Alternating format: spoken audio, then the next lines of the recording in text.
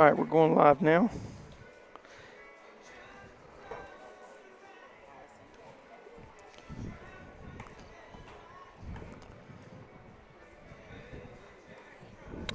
Welcome to Mustang Baseball Live on Tradio. We're down here in Brownwood, Texas at Morris Southall Field for Game 2 of the region finals as the Grapevine Mustangs square off with the Lubbock Cooper Pirates.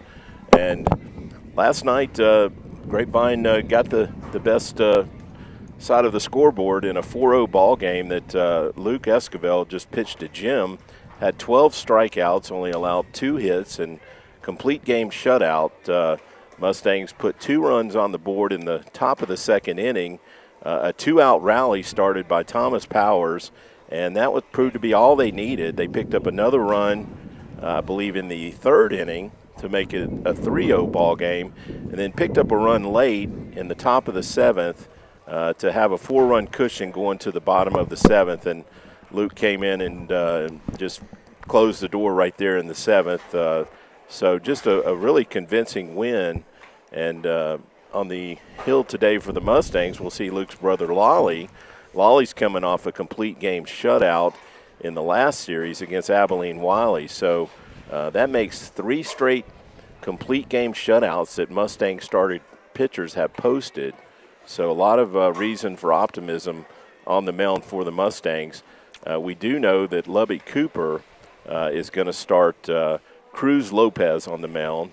And I looked at their last couple playoff games. Cruz has been their number 2 starter in the playoffs. He comes off a loss in his last outing against Argyle, and then got the win in the prior series in a complete game, I believe, which he gave up only 2 earned runs. So just looking at the scores that the opponents have posted, Cruz looks like it's going to be another solid pitcher to challenge the Mustang hitters. And the Mustangs didn't have a ton of hits last night. The final box score actually showed only 5 hits, but had some timely hits and made the most of them and executed when we had runners out there in scoring position. Didn't leave that many stranded, although we did have opportunities to pick up a few more runs. We had a lot of production from the bottom of the order, Jeff. Yeah, Trey, and that's one of the things that we talked about with Coach Webster before the game. A short while ago, if you want to go ahead and cut to that interview. How about we do that? Sounds good. All right.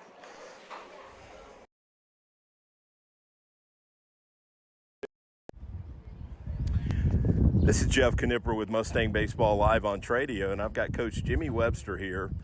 We're out here in Brownwood, Texas for Game 2 of the region finals. Just to recap last night's game, Coach, what a outing by Luke on the mound. 12 strikeouts, only 2 hits allowed, another shutout by a Mustang pitcher. That makes 3 in a row. What were your thoughts on Luke's performance last night? I thought he was fantastic. I thought he was in complete control with both the fastball and the off-speed stuff. And he was mixing in 2-seamers there when he got in a groove in the middle innings. And one reason for me being really satisfied and proud of his outing was I think after the first inning he was at 29, and he really managed that well in the second, third, fourth, and fifth to where he could go complete games. So that was really good to see, especially after that first inning. Yeah, he really worked out of a jam there with the bases loaded and only 1 out. You also had a lot of production from the bottom third of the lineup. Thomas Powers had 2 hits and started that 2-out rally in the top of the second inning.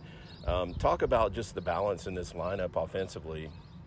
Well, we're pleased with our offense because we've got some length to our lineup.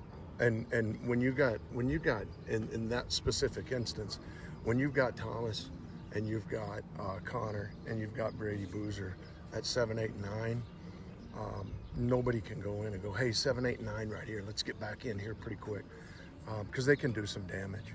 So and they did yesterday. I think they got 5 of our 6 hits. Like that. Yeah. Brady had a really productive night. Talk about Brady's defense. He made a couple of nice plays out there in right field. And to that point, yes, he did, especially there late. Yeah. Made a couple of nice running plays. that slide under the radar unless you're a big baseball fan or you're somebody that's just watching Brady. So that's stuff that he's been great at all year. So that was again good to see when they finally got to a couple pitches and got nothing out of it. Yeah, you don't see that in the box score. Talk about today's starter. I assume it's going to be Lolly, but that's your call. Lolly, yeah. Just do Lolly things. Fill the zone up. He's got enough velo, and if he'll keep the velo and go with command with it, then we can keep some off-speed stuff going. And as long as he's in the zone like he has been all year, and we play defense like we have for the most part, then we need to just keep doing things that we've been doing offensively. And it's another one of those games, and I told our kids this, that if I'm on the other side of the field, I go, okay, Luke pitched well. Okay, they defended well. They didn't hit great. We got a great shot to take two tomorrow, but we still scored 4 runs and threw a shutout. Yeah. So if we'll just continue to do what we do, and then maybe we can get a hit or two and blow a 2, 3, 4 game into a 6 or 7 run game, I think we'll be fine. Good point. There was no errors on the Mustangs ledger last night, and we saw a platoon player in left field last night, Derek Duong, and today I believe we'll see Will Newton at second base. Just talk a little bit about them stepping into a starting role like that and performing. Well, that's one thing that we talk about in our program is that, and I may have told you this before, so excuse me if I'm repeating it, but everybody's role is different, but everybody's status in the program's the same. And when Derek plays, we expect Derek to be Derek and do what he did. Same thing for Will. Same thing for moving Park to third. That's just, I mean, we work at it, and then they do what they're supposed to do, and that's what makes good teams good. Is when you've got people that perform their role. Another thing that slid under the radar was the first play of the game, a little slow roller to Connor Ray's right, and he made it look simple, and threw a strike, and we got the guy by a couple of steps, and just things like that we can do. Collins play in shallow right, Boozer's play like we talked about, Derek's play in left. Just we continue to not gift people things. Yeah. And I think after the game ends, that's pretty big. Yeah. Well, Coach, those are great points, and appreciate your time. Best of luck here in Game 2. Hopefully we shut it down right here, but I know the Mustangs will going to put forth their best effort. So thank you, Coach. Thank you. Appreciate it, Jeff.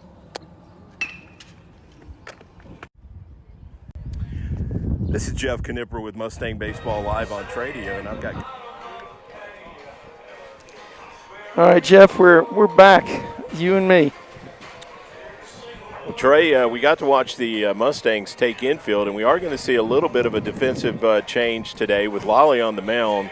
We'll see Colin Park slide over to third base, and then we'll see Will Newton. The singer.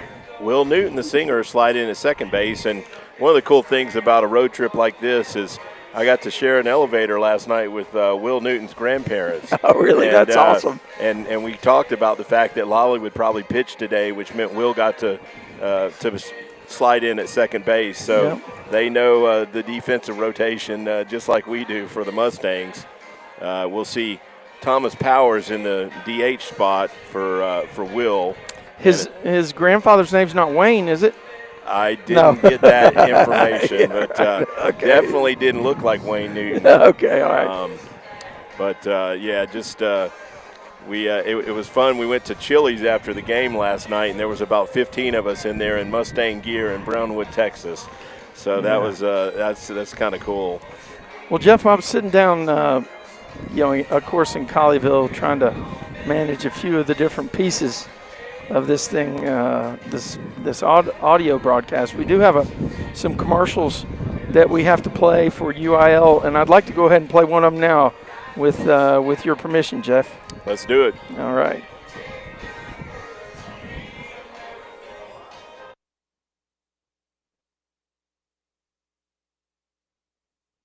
Don't miss the final UIL state event of the year, the 2025 State Baseball Championships, taking place June 5th through June 7th at the Dell Diamond in Round Rock. For schedule, spectator, and ticket information, please visit uiltexas.org/baseball. Again, that's uiltexas.org/baseball. Don't miss the final UIL state event of the year. Jeff, we talked about the Mustangs. Well, you talked with Coach Webster about the defense last night, and of course, all I could do was hear it, but it sounded like there were some really fantastic plays made by Brady Boozer down in the right field corner and maybe even in foul territory. Yeah, Brady made a really nice running catch on a ball actually in the right field gap, but he also had to come and get a ball that was in shallow right field and has been playing really well defensively all season. Coach acknowledged that and also mentioned the play that Connor Ray made in the first inning, made a really nice play on a softly hit ball to get their leadoff hitter in that first inning. So a very clean game last night for the Mustangs defensively, as well as making a few plays that weren't routine. Yeah, I know the chat was going crazy last night with people that were tuning in to listen to the Mustangs. We got a lot of compliments on the chat. Of course, there is a video broadcast going on today on the NFHS network, I believe, and I don't know exactly where their camera is, but probably up there on top of the press box. But there's also a Lubbock Cooper broadcast. I don't know if that's on YouTube or maybe they're the NFHS broadcaster. I don't know. I don't think so. I thought the NFHS broadcaster's up in the press box. Oh, so he got preferential treatment? Yeah, Lubbock's sitting on the top row of the bleachers like us. Yeah, right. But nice guys. They've been sharing lineups, and they said they would even share the bench with us over there. Well, you know, that's been our experience the last 2 years with these guys, and you touched on it last night that these two programs have been on a collision course for the last 3 years. This is kind of the rubber match of a 3-year saga. Yeah, it's just I don't know if it's obviously it speaks a lot to the programs that both of them made it to the fourth round here for the third year in a row. And, well, it was a fifth round maybe before they cut the division. You're right. Yeah. You're right. So.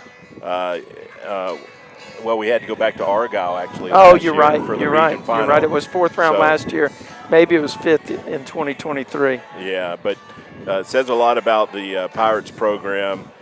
We know a lot about the Mustangs program, obviously, but Pirates obviously have been solid now for 3 years, and we got our third look at Jake Qualia last night on the mound, and fortunately this year the Mustangs came up on top side of that matchup. I mentioned tonight's starter, Cruz Lopez. I don't believe the Mustangs have seen him previously, but again, his numbers look solid. So it's going to be another well-pitched ball game, I would expect, for the Pirates. Yeah, you don't get this deep without having pitching, hitting, and defense.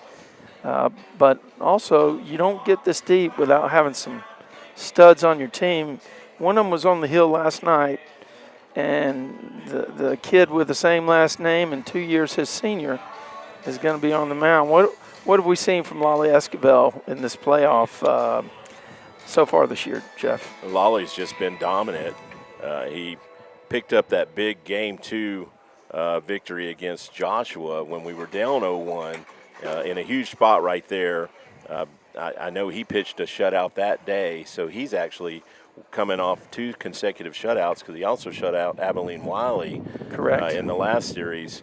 So Lolly's over the last, I'm going to say, month has really stepped up on the mound. He was primarily being used in relief prior to the playoffs, but he's really stepped into our number 2 starter role and has challenged his brother with strikeout numbers. Luke had 12 last night, so we'll see what Lolly can do there today. But Coach used the same line for Lolly that he used for Luke. Said, he just needs to be Lolly, and he's got good velocity. When he's throwing strikes, it's very hard to hit him. And so if he makes them swing the bats, you got to like your chances as a Mustang fan. Yeah. Now I know what you mean about how loud the music is. It's I don't even have ambient on, and then we are getting pounded by the music already. But at least it's good tunes. Let's go ahead. Yeah, we were catching it through our mics last night. But you mentioned the wind Nothing today. like a little Def Leppard to get you going on a Saturday afternoon, right? Yeah, that's some good 80s hair music right there. Yeah, that's right. You see some Poison and some Whitesnake, and we'll be all right. Yeah, you mentioned the wind, Trey. Last night I'd say we had about a 15-mile-per-hour breeze. Today in the forecast, there's gusts up to 28 miles per hour. Look at that American flag out there in center field. It is buffeting back and forth. Yeah, and this field in center field, Ryan looked this up online. They don't have numbers on the fence, but it's only 350. Right. So that ball that Jared hit off the top of the wall last night was a well-hit ball, but anything that's hit with any authority that gets in the air today is going to have a chance to get out of here. Absolutely. So was his toward the batter's eye where you have that elevated part of the fence, or was he over? It was off the left side of that. It was left of the second base bag, but it was definitely off that batter's eye, the elevated area. The higher area. Yeah, it was a well-hit ball, and it was actually not a bad pitch. The pitch was down around his knees, and he put a really good swing on it. Right. Well, Jeff, the bottom of the order, like you and Coach discussed, picked it up for the top half of the order last night. Now, Jared had the stand-up double, and there was some good base running at the top of the order.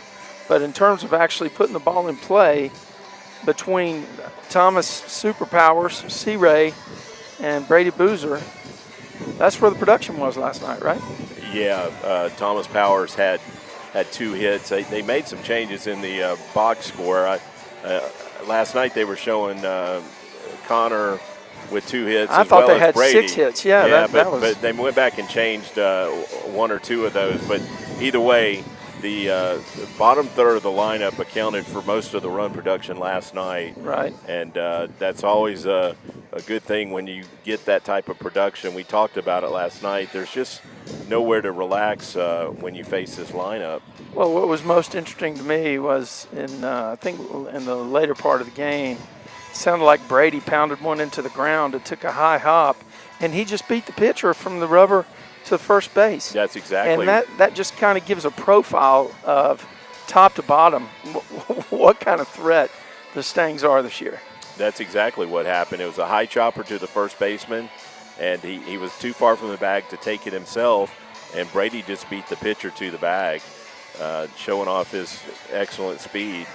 Well, I don't know if you've been able to keep up with some of the other scores, but Colleyville Heritage is in a elimination game today. Okay. Their series with Aledo is 1 game each. I think they got beat. I think it was 4-1. They got beat yesterday, and they won 3-1 the first day. So they started on Thursday. They started on Thursday, and I think they did their graduation.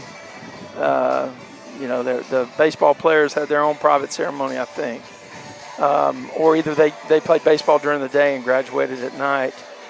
Well, so they're in an elimination game, and also South Lake Carroll is in an elimination game against Flower Mound Marcus. They have split. Okay. And they played Thursday and Friday, and they play today. So there's a lot of great baseball from North Texas, and I think Ryan hit on that last night about how North Texas is viewed as one of the top 4 or 5 baseball factories around the country, right? Well, interestingly, Ryan I heard that. I know where you're going. The north part of Texas is known for pitching talent, and the south part is known for hitting talent. And I had never heard that before. Right. I tried to throw a theory out that the Latin influence in South Texas I heard that had something to do with that. But again, that's pure speculation on my part. And right. I would say there's a lot of good hitters in North Texas as well. Yep. So also, I listened to the broadcast last night. You had a comment that the umpire, Jeff Castellanos, has called about 70% of the Mustang playoff games. And just to let you know, the way the umpire assignments work is each coach turns in a list of 4 umpires at the the beginning of the playoffs, and they're assigned a crew trying to meet the prioritized request from the coach. So each coach has essentially, they could pick 2. They turn in a list of 4, but the assigners try to take 2 from their list and assign it to each series. So theoretically, you could have the same 4 umpires. Well, you wouldn't have the same 4. You'd have the same 2 for Grapevine, or the same 2 from Lubbock Cooper, or the same 2 for Denton Geyer. Go all the way through the playoffs as far as that team goes. But the coaches can't scratch a selection. It's just the. No, I think they can if something. Because I think it sounds a lot like jury selection. Yeah, that's exactly right. Now, do you remember? Was it Wichita Falls that the Mustangs played last year or the year before? The year before was in 2023. They had some really. That was crazy. They had a bad call at second base where the umpire was looking at the ground. It was the same guy too. And then they had to play at first base with the same guy. Yeah. That guy got scratched for the 3rd game. He didn't make. He had a rough game. He had a rough 2 games, right? Yeah. So now we got a little Bon Jovi here. I'm liking this. The coaches are meeting at home plate. Coach Webster in a blue pullover, looking highly fashionable with the red hat. And I love those pinstripe pants that the Pirates have. Yeah, they have some sharp unis. I don't think I'd want to be wearing black today, though, because it's going to be 94 degrees. That black, I would think, is going to be pretty steamy. Yeah, I don't know. For the Pirates. Call me crazy, but I had black on a little all-star team one time, and it works okay. Oh, I tell you who doesn't feel sorry for him is Jeff Castellanos behind the plate in black, wearing the They did. The so gear. Instead of their light colored, so here's what happens. Oh, and they're waving them on to start the game. I guess they're not going to do intros today, are they? All right, let's do the ambient. Let's get the intros.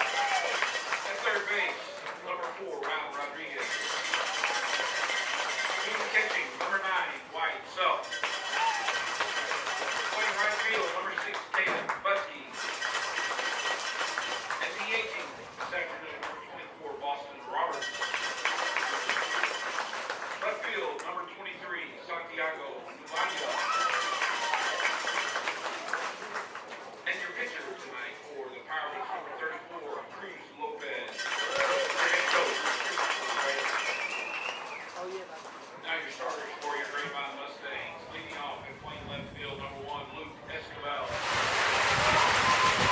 Playing center field, batting second, number 2, Zach Goldstein. Batting third, playing first base, number 12, Jared Boswell. Batting in the cleanup spot and pitching, number 11, Wally Escobar. Batting fifth is catching, number 24, Gianni Corral. Batting sixth and playing third base, number 5, Colin Park. Batting seventh, number 4, Thomas Powers. Batting eighth, playing shortstop, number 7, Connor Ray. Batting ninth, playing right field, number 9, Brady Booth.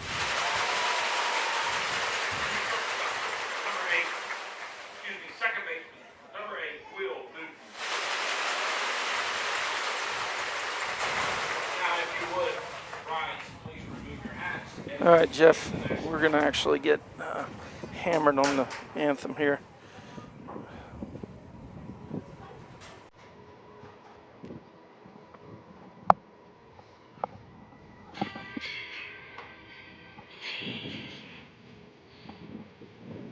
We're going to live with it, though. It's Star Spangled Banner.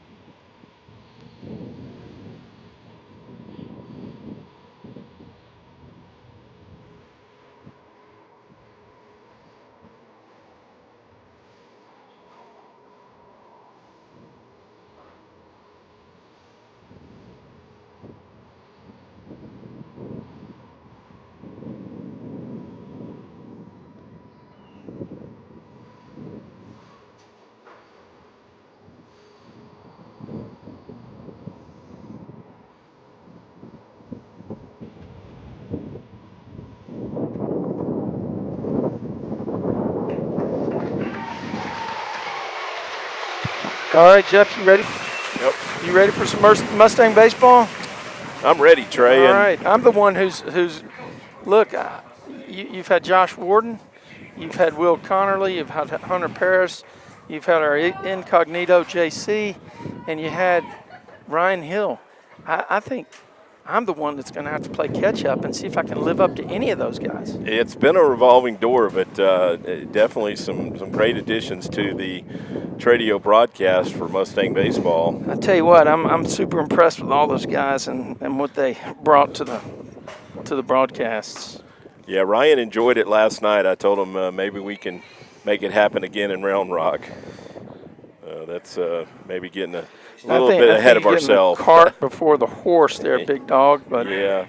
Well, it's hard not to get a good feeling about this Mustangs team, Trey, when you watch them for any length of time, especially as much as we've seen them this year. Now sitting at 32-3. Yeah, that's not a bad record. I think their objective is to see what they can do to actually. Wow, the wind is amazingly difficult. Their objective is to see if they can beat the winning percentage, because even if they win the state, they're not going to have 40 wins. Yeah. Have we confirmed that?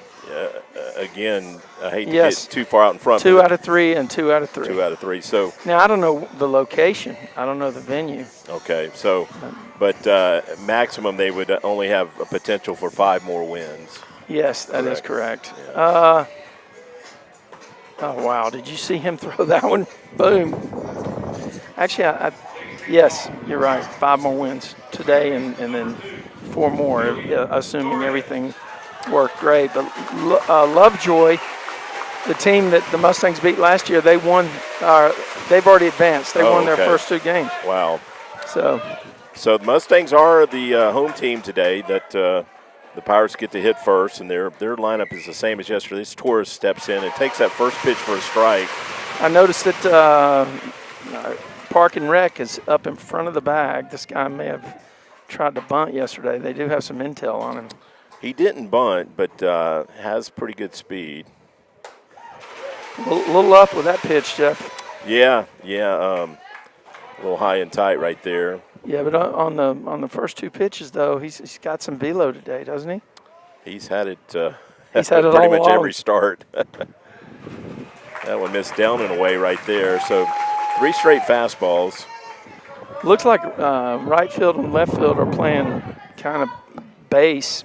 Center field maybe a little deeper relative to the field anyway. Honestly, Trey, with this wind, I feel like they're playing shallow. That one misses up right there. I think you ought to be playing on the fence myself. Yeah. I'm going to have to set this right behind you, so don't over your left shoulder. So. I'll tell you, last night, one of the hits by the Pirates was a ball to center field that honestly I thought Zach was going to be able to play, but the wind just carried it all the way to the wall. There's a strike, make it a 3-2 count. Good fastball right there on the outer half. Love to get some feedback from some of your folks out in the audience. That's fouled back to the right. That may take the Tradio truck out. Yeah, you're brave parking over here, Trey. That's a bad spot. I honestly didn't think they wanted people parking over here, but you just used the Tradio privilege. That's all. Notice those are school vehicles, and I don't don't say it out loud. Oh, this base hit. Yeah. You know, that guy got his hands inside of the fastball and just turned on it and put it right through the hole on the left side, Jeff. Yeah, good job of hitting right there by Torres. Well, he went at him with all fastballs there. You got any text messages from your buddies telling us how the sound is? I don't. I'll see if I can get some feedback.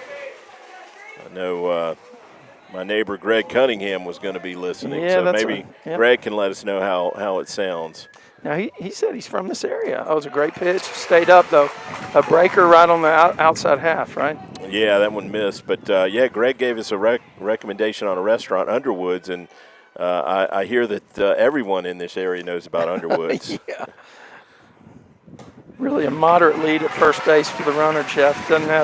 He's like 2 steps off. They must have some respect going for Lollies. Well, And respect for Gianni. They didn't attempt to steal. They did actually break early one time, and Luke picked them off, but I don't think they really tried a straight steal. 3 balls, no strikes now with a runner on first base. We're in the top of the first inning. Mustangs are the home team today, Jeff.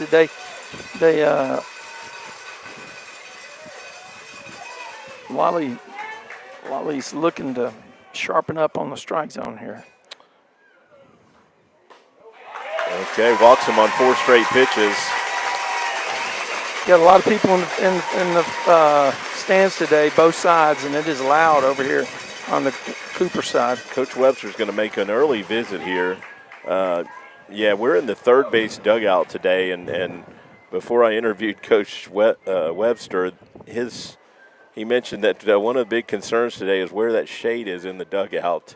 There's not, you're going to have to be under the overhang to have shade, but same thing on the first base side. Yeah. There's a lot of exposed dugout area, and if you're on the rail rooting on your team, you're going to have to stand out in the sun. So do you think, I think this visit was more about how you're going to play the bunt. I don't know, if you're the Pirates here with nobody out and 2 on, I think you got to play to get in a run situation, right? Well, they didn't scratch for anything yesterday, so that would make sense. But this is their number 3 hitter, Jake Quaglia, who was their starter. He's a big dude. Yeah, he's playing first base today. Doesn't square. Oh, breaking pitch right there into the zone. Yeah, froze him right there. Good change of pace right there. He showed that 2-hitter. Yep. Gibson, all fastballs, but went at Quaglia there with a nice breaking pitch. Runners on first and second. 0-1 pitch coming from Lolly. We're in the top of the first. Oh, pickoff play there, called from the dugout. Hit the runner and bounced off to the Singer, who is in great position to back that up. Yeah, Torres caught that one right on the backside on his number. Well, that first pitch definitely froze Quaglia. Yeah, it's pronounced Quaglia. Yeah, and we've got the shortstop playing close to the bag for the double play, so he's got a lot of room on the left on that hole between short and third. And Connor backs up. Okay. Should be played by Zach right there. Yeah, nobody's on the move there. Can of corn to center field. Zach ranged over to his left. Boozer was closing in to back him up, and he makes the catch with no problem. Yeah, it looked like another breaking pitch right there that Lolly had him out in front of. Now, the Mustangs similarly last night had a pressure situation with the bases loaded and nobody out, Jeff. Yeah, that was quite a jam that Luke worked out of. There was actually 1 out when they loaded the bases, but big momentum swing there by keeping the Pirates off the board, and immediately thereafter the Mustangs scratched for 2 in the top of the second. So Lolly puts a breaking pitch on the outer half for strike 1. Misses low with that one. That looked like a changeup, actually. It did. He buried it. He was looking for a chase, wasn't he? You know, it was very interesting what Ryan talked about yesterday, how there's 2 or 3 guys in the lineup where they have to have a precision plan. I'm wondering if that's the way the Mustangs are playing it today as well. Oh, good block right there by Gianni. Yeah, I remember that comment that Ryan made, and I think that's more about development for Dayson. He was saying how, hey, he can pitch to his strengths for 7 batters, but then they want him to work on other things for 2 batters in the lineup. 2-1 pitch, right down Peachtree, or as they say back in Grapevine, Main Street. Yeah, good fastball right there that Cook looked at for a strike. So we got runners on first and second, Jeff. 2-2 count, 1 out. This infield fly is in effect if he pops one up to the infield. Yeah. It's going to be a tough play. Make it a third. Play. Nice oh play. Oh, my gosh. That was an amazing play right there. Go ahead and tell him what happened, Jeff. Well, Connor had to go to his right and flipped it to third base, and that was the only play he had. He was not going to be able to get him at second. No way he's going to throw him out at first. So very, heady play right there that Connor Ray makes. That's baseball IQ right there. Yeah, big. Of course, you're not playing shortstop as a 10th grader for a 5A championship team unless you have baseball IQ. Now we have runners on first and second with 2 outs. Who's batting, Jeff? This is Rodriguez at the plate. Takes a ball down. That looked like that changeup that you were talking about. Takes one low and away. Yeah, Rodriguez is their third baseman. He's the 5-hole hitter, right? Correct. Wow. Good fastball he painted the corner with right there. I like the way Lolly manages his hips when he throws the ball. He starts slightly open like that, brings it in a little bit, but then he ends up at that same spot open on the release. Great block by number 7. Game changer behind the plate on that ball that went about 58 feet. Yeah, that was another ball down in the dirt. That's 2 of those that Gianni's kept in front of him right here in this inning. Looked like a curve. Yeah, it was a breaking pitch. Or, I know last night you guys were calling it the sweeper, huh? You got to help me understand what a sweeper is. That's fastball that misses down. Well, the sweeper has more horizontal movement instead of vertical, and that's kind of what Luke was throwing sometimes last night. He'd almost drop down a bit. So maybe a 2-seamer that moved? No, he was turning it over, but it was more of a side break than a up and down break. So here comes a 3-1 pitch from Lolly. Runners on first and second, 2 outs. Here comes a big leg kick and the drive to home. Fouled it straight back. That would hit the press box. Yeah, Rodriguez had a good cut at that one. I kind of not sure I want to throw him that pitch again. Yeah. I like a breaking pitch right here in a 3-2 count. Well, I actually would like a pickoff play at one of these bags here on 3-2, 2 outs. They hadn't scored a run since last week, and they're going to be running and they're going to be moving. Look at that lead at second base. Yeah, they will be moving on the pitch with a 3-2 inside move. Inside move toasts that guy. Another fastball. That's going to the Tradio truck again. No, it's deep. Yeah, he went at him with a fastball right there, challenged him.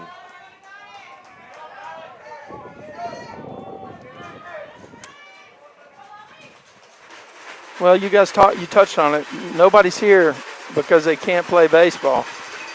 Oh, that's hit. Base hit. There we go, Will Newton. The singer. That ball came off the bat like a line drive to right center. Newton ranged to his right towards second base and made a backhand play like it was no big deal. Yeah, nice play there to get that third out. It was hit well, and he went to his right, I'd say probably about 10, 12 feet to get it. So good.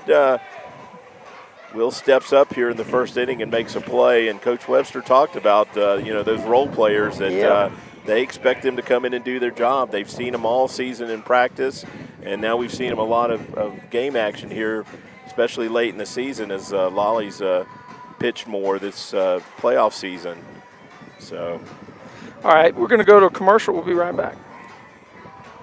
Why are interscholastic sports called the last classroom of the day? Because they teach students important life lessons like teamwork, accountability, and perseverance.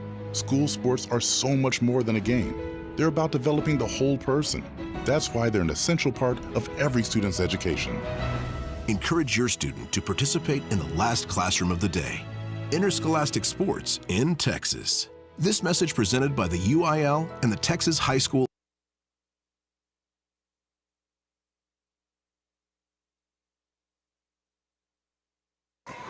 All right, Jeff, back with you now. I had to turn off some looping stuff that was going on. I've actually had the feed working all day, and we have a kind of a beta release of a skill over on the Alexa side of the equation where you can turn on Alexa and you can say open Tradio streaming sports, and you'll get the live audio feed, or eventually you'll get an update on North Texas sports from that skill. But for today, it'll have our audio feed, or it should,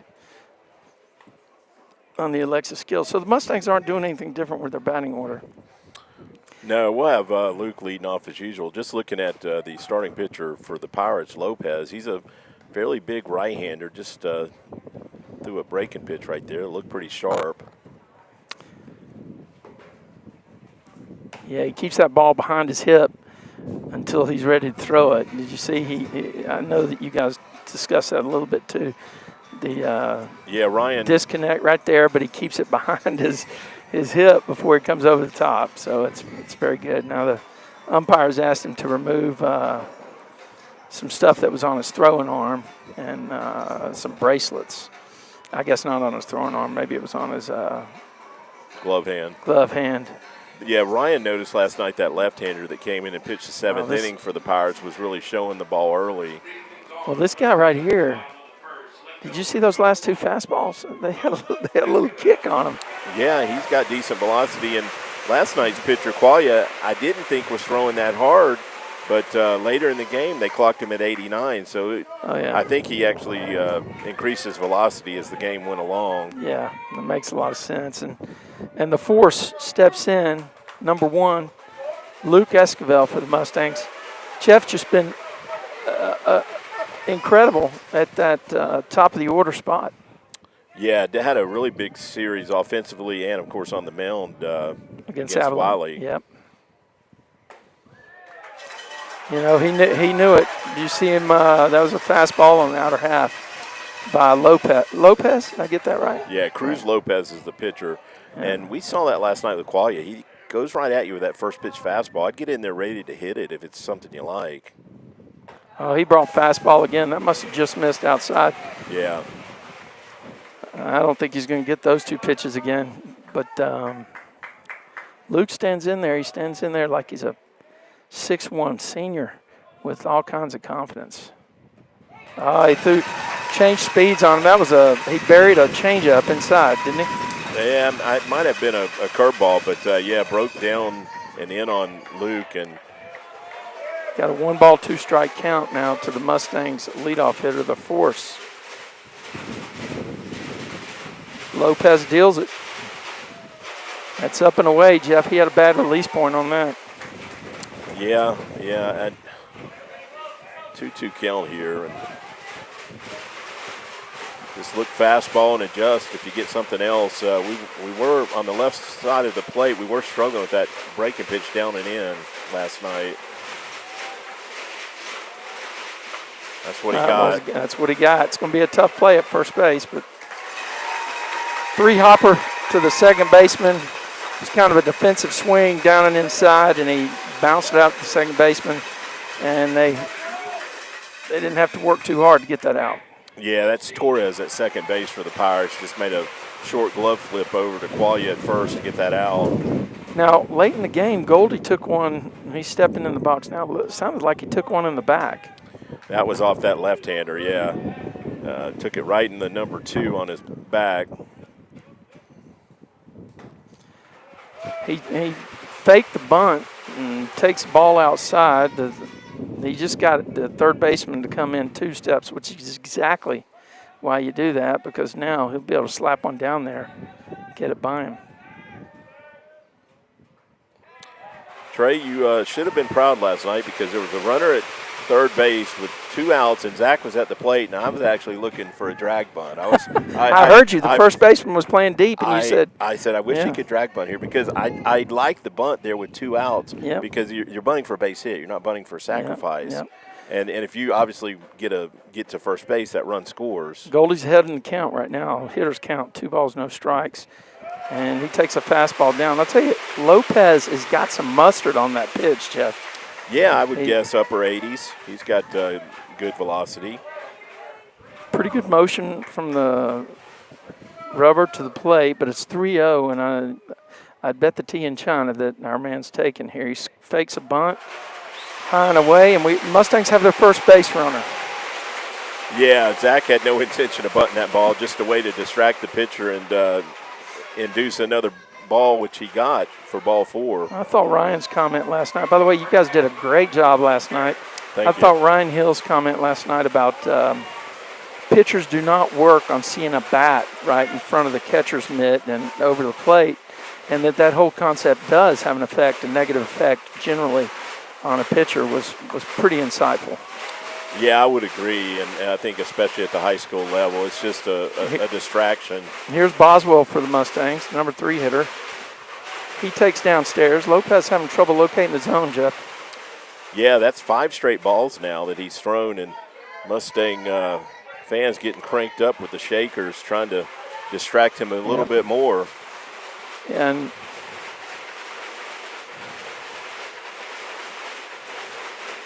that's another ball right there. yeah, and I think this goes back to actually the pitch that Luke swung at. I mean, with 2 strikes, you're in a defensive mode, and he swung at one that was going to bounce. And the pitcher for Lubbock Cooper, or excuse me, the coach for Lubbock Cooper, calls timeout to go visit Cruz Lopez on the hill. Yeah, he's definitely going to try and settle him down here because he kind of cruised through Luke in that first at bat, but now has thrown 6 straight balls and really not even close to a strike. They missed by a wide margin.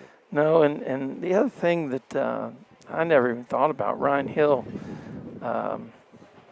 brought it up, and I never had heard this about heart rate, managing your heart rate on the mound, and that some of these timeouts are just to do that, to bring the heart rate down and to,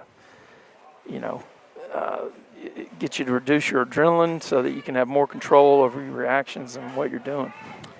Yeah, that makes a lot of sense. And sometimes I notice these pitchers, when they get in a spot like this, almost work too quick. You know, you want your pitcher to work quick, but there's a fine line there between rushing it and working at an effective pace. Well, talk about fine line. It's 350 to center field with the wind blowing out, and that's the line that Jared Boswell wants on this 2-0 pitch. Let's see what he gets. Yeah, I hope he's swinging.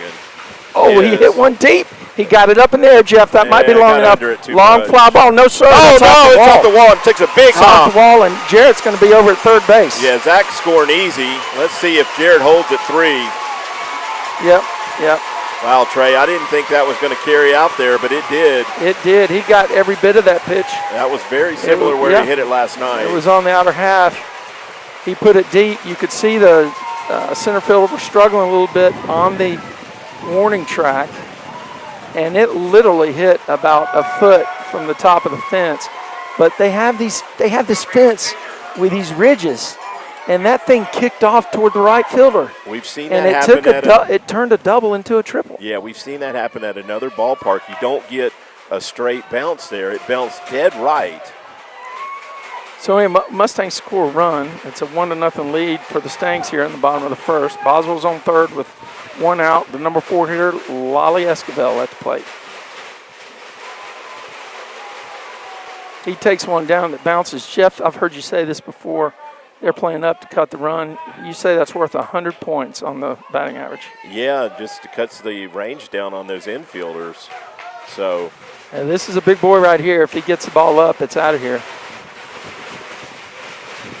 Ooh, that was his pitch, but Lopez won that one, didn't he? Yeah, he got in his kitchen a bit there and fisted Lolly. Lolly fouled it off over the first base dugout. And so the Mustangs are ahead here, 1-0. Looking to put a crooked number up. Jared Boswell's on third after a run-scoring triple.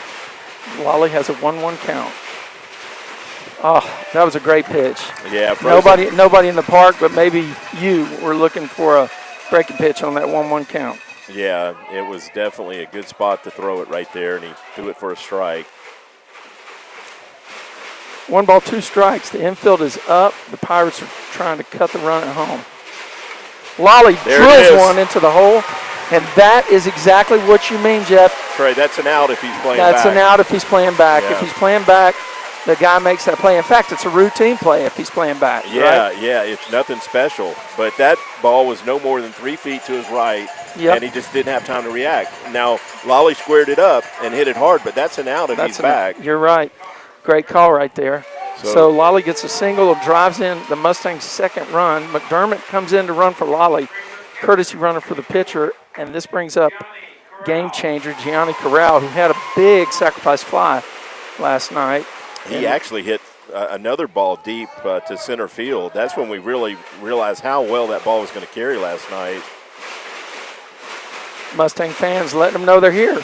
That's going to get away. Ball kicks away. McDermott's going to be on second base. Is that McDermott or Pettigrew? I think that's McDermott. That's McDermott, 22. Are you sure he's 22? I thought he was 16. Well, no, inside joke.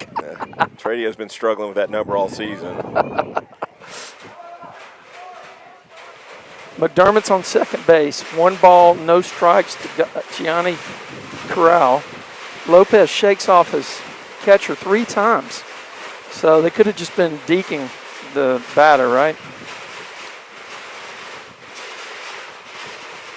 That ball went about 58 feet, Jeff. Yeah, I don't think that was the pitch the catcher wanted. Yeah, I know sometimes things get tight and it's easy to get the yips, and you tighten your hand on the ball, or you hold the bat differently. You know, this could be one of those situations. Yeah, certainly not the start that the Pirates envisioned. Runner on second base, 2 balls, no strikes, Gianni. He hits one, it's going to be fielded by the shortstop. Throws over to first. McDermott advances to third. Gianni with a ground ball. Hey, he did a job. He did move him over, didn't he? He did, but there's 2 outs, so not always the I know what you're looking for. But much better than the alternative of swinging and missing, right? Yeah, he did move him, and now the way they've been throwing that breaking pitch in the dirt, it opens up a scoring opportunity if we can get one to the backstop. Another discussion that we had multiple times last year about how important it is to get to third base. You got so many different opportunities to score from third. Here's Park and Rec, Colin Park, playing third base today. Takes a hack at one that's outside. Jeff, he's a little behind it. That was that fastball, wasn't it? Yeah, I believe he landed one on the porta potties over there. We don't have indoor facilities, but we learned that there's a bond issue that's going to make that happen. Mustangs are ahead here, 2-0 in the bottom of the first. A runner on third. Here's an 0-1 pitch to Colin. What a breaking pitch. Cruz Lopez nailed it that time, didn't he? Yeah, that was what Lolly saw in a 1-strike count, and then it Colin right there in an 0-1 count with that breaking pitch. Wind has died down slightly, but still, you get something up, it's going to fly. 0-2 pitch coming.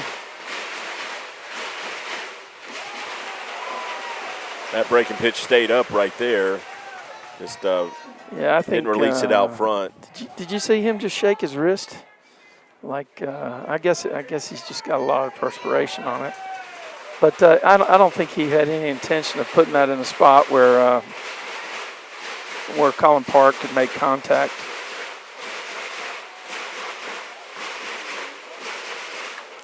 That's going to be a tough play right there. That's going to be an infield hit for that dude. No, he's off the bag. He's off the bag. Wow. And the home plate umpire saw it. Watch, the home plate umpire saw it, but he's not going to do anything about it until he's called. Yeah, Coach Webster's going to come out and he's ask gonna for a second opinion. He's going to ask him to check with the home plate umpire. Yeah, here we go. And I know the home plate umpire's kept his head down because he didn't want to have any reaction. You know, here come the umpires. Third baseman made a nice play on that either way. I thought Colin might beat it out, but the throw definitely was a little wide.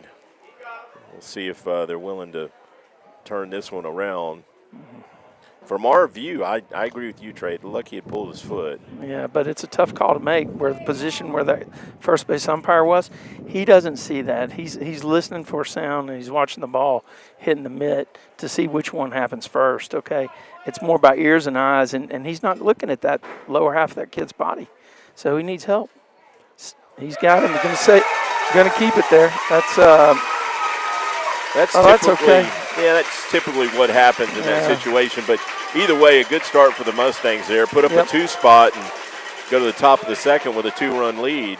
How about that? Mustangs are up 2-0 after 1 complete inning here in Brownwood, Texas. All right, we're going to roll to another UIL commercial. We'll be right back.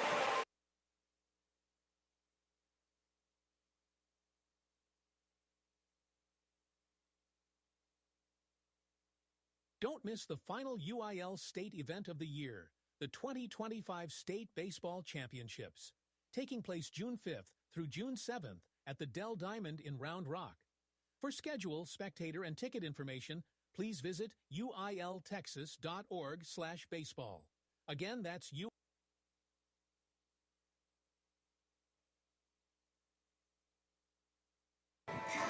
Amy said it sounds perfect. Fantastic. So we're We're back here in Brownwood, Texas. You got Jeff Knipper, the expert, and you got the regular guy. Well, I don't know Trey about Bell. expert, Trey, but I'm going to give you. I'm going to classify you with expert status. Okay. So Ryan Hill put some things out there last night that put you in jeopardy. Yeah. Yeah, Ryan is very knowledgeable. I'm looking out at that right field porch. They may have the best seat in the house out there. Oh my gosh! I heard you talk about that. They have an awesome seat with the Tradio truck. If we could just get some power and pull out there. Yeah, they got a hill that we could have parked on, but Well, that hill was taken. See where those vehicles are? Yeah. I mean, we could get down there pretty close. But I didn't bring a there's a ball hit to the right fielder, Boozer. He moved about 3 steps to his right. Great positioning by the Mustang coaches. I guess that's probably Coach Mooney or somebody like that is in charge of positioning the outfield. Whoever it is, they did a great job. That's one out for the Stangs here in the top of the second. Caden Buskey at the plate for the Pirates.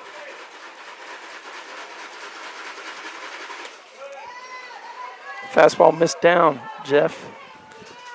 I feel like we've had Brady playing a little more shallow out there, which I like because they were dumping some balls out there in right field, and he's able to take those away now. Same pitch, but this time Lolly got it up about 3 inches higher, 4 inches higher into the bottom part of the strike zone, right at the knees. It's a perfect pitch for a 1-ball, 1-strike count. There's a ground ball. It's going to be played up. It's going to be an error on Colin. He'll tell you should have had that. He tried to cut the ball off from the shortstop, ranging to his left. And by the way, as a former third baseman, that's your job. That's what you're supposed to do. Cut that ball off every time you can. But he just misplayed it in his glove. Yeah, that was definitely his ball to play. And you notice he kind of started to come across at it, and then he realized he needed to take a step back, and that's where things got off key. Yeah. This is Roberts, the DH at the plate. Takes that first pitch for a ball outside. A moderate lead at first base. I mean, down 2 runs already. I don't think they're going to do anything crazy with the runners. I'm sure that coach is kicking himself, though, Jeff. He had runners on first and second with nobody out in the top of the first, and he elected not to bunt. Yeah. It doesn't matter. Oh, look at that. Ooh. That was the guy wandered off first base, and Lolly saw him, and Jarrett was looking, fired it over there. The guy had to get back on his stomach. He was back safe, but Lolly let him know who's boss today. Yeah, Lolly goes back to first base again. Good thing it's not the MLB, or this guy would be running on this pitch. Oh. I think you can get 3 throws, right? And then you're maxed at No, 3. Two per batter. Okay. He is going. Wow. They knew he was going. He got a big jump. Yeah, the singer took a little bit on that one. He got upended by the slide. It was a clean slide. The guy was going straight to the bag, but the throw from Gianni pulled him off. And I guess I was wrong. Lubbock Cooper, man, still second base, Jeff. Yeah, I think we had a good scouting report there. That probably prompted the throws to first base. Lolly misses inside. It's 3 balls and 1 strike to number 24. Who you got on the roster with number 24? Oh, this is the DH Roberts. Boston Roberts. He was in that role last night. Runner on second base. 1 out in the inning. Wow, Lolly just threw it by him. Good high fastball right there to get that second strike. He was just late, man. He had something on it. I think he's going to come back with a breaking pitch here, though, huh? 3 balls, 2 strikes. Runner, he's stolen third base on Lolly. And that guy hit it out there to left field in the hole. And you know what? If Colin is not going to cover a throw from the steal, he may have had a shot at that ball.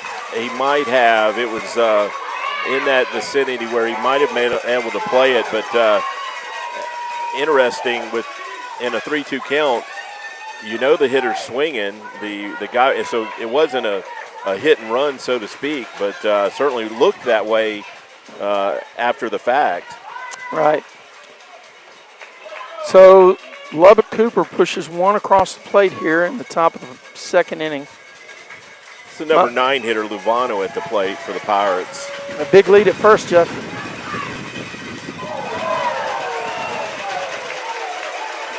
Lolly misses high.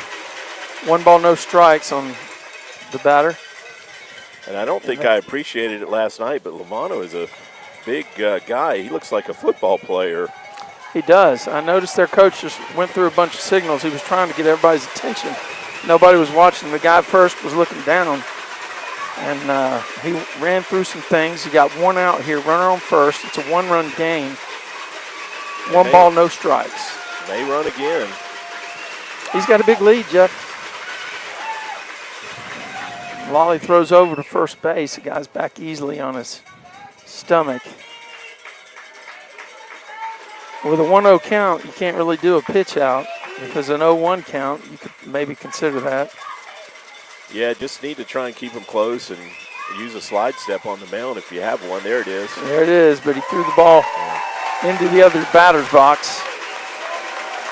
Yeah, that's even when a guy goes to a slide step, if you take him out of his normal motion, sometimes that's going to affect the strike, his ability to throw a strike. We'll see. Yep.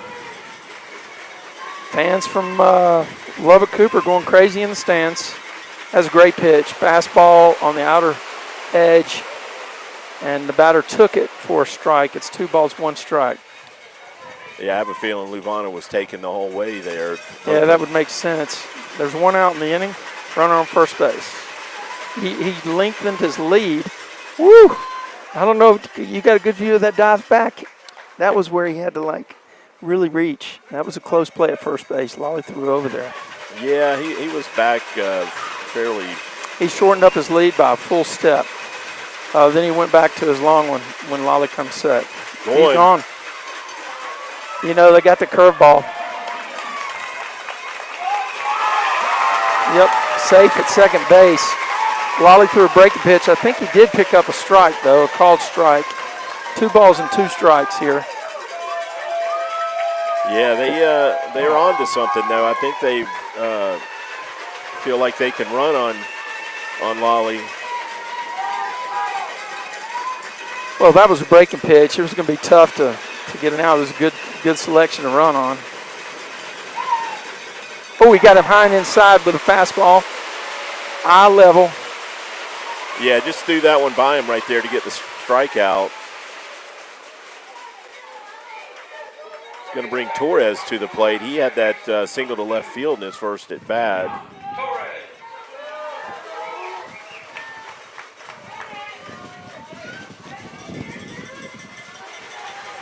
Big lead at second base by that runner at second.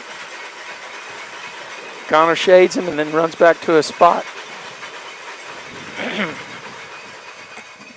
Looks like Lolly didn't want him to be that far off the bag, so they step off and reset. Could be a time of play. Nope.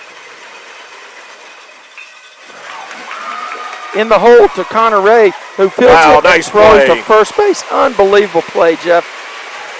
I mean, he was running hard to his right, fielded it with a backhand, and then cut loose with a throw that was right on the money at first base. Yeah, I was a little bit worried there because he's shading towards second, covering or keeping that runner honest. He had to go a long ways in the hole to get that one and throw it on the run, but just another excellent play by Connor Ray to get that third out. Well, the Pirates take advantage of some good base running, steal a few bases, and get a clean knock to left field to scratch here in the top of the second. Mustangs coming to bat. We're going to go to another commercial, and then we'll be done with our UIL requirements.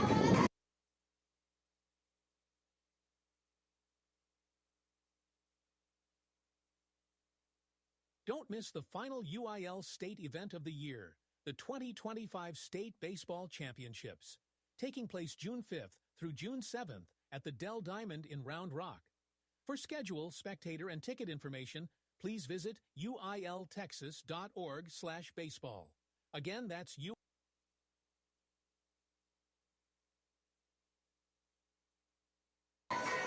All right, Jeff. What I saw that inning is these guys they got nothing to lose, the guys in the black shirts. They're going to come out and play aggressive Pirates baseball and let the chips fall where they may. Yeah, it's obvious they think they can steal some bags, at least with the guys that run decent. Yeah, they had 3 stolen bases in that inning. Is that right? Kid stole second. He stole third. Correct. And then the other guy came in and stole second. Yeah, Roberts had that steal of second. Yeah. So, 3 stolen bases in one inning. I don't think we've seen that all season against the Mustangs. In fact, I don't know that we've seen 2 stolen bases in one inning. Yeah. Well, I'll tell you what, you got to hand it to their coaching staff on selecting that curveball to steal on. There's no way Gianni's going to throw him out on that curveball steal. Yeah, they definitely picked the right pitch to run on. We got Thomas Powers stepping in, and Thomas had a big night last night with 2 hits and got that scoring started for the Mustangs in the top of the second. So let's see if he can. I think his nickname of Super Powers is right.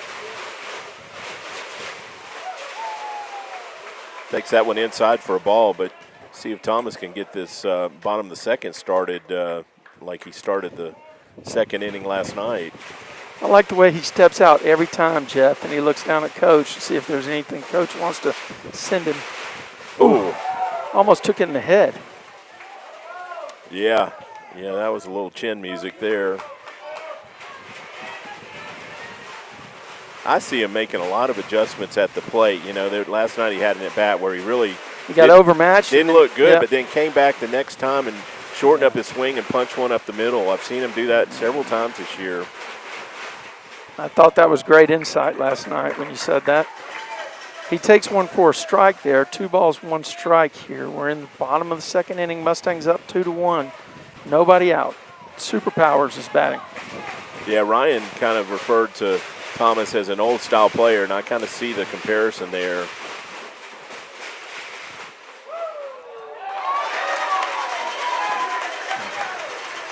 A little bit of a delayed call there to get that second strike, but probably did catch a piece of the corner. Yeah, that's one of those where it could go either way, I think. Looked like it was in the alley. Definitely got to protect here with 2 strikes. Yeah, he's a pretty good 2-strike hitter. Yep, as I say that, I jinxed him, I suppose. Yeah. Thomas swings over the top of it. Looked like it was a changeup away. Yeah, I think it actually was a breaking pitch and just too far out there to get a piece of.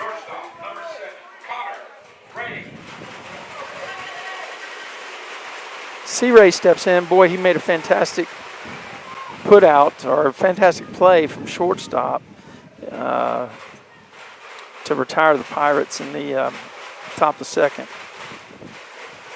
That ball had base hit written on it. An infield hit. Well, with a runner at second, too, with 2 outs, it just seems even a bigger play because if you don't get that guy by chance, that runner at second may wheel all the way to the plate. Yeah, that's true.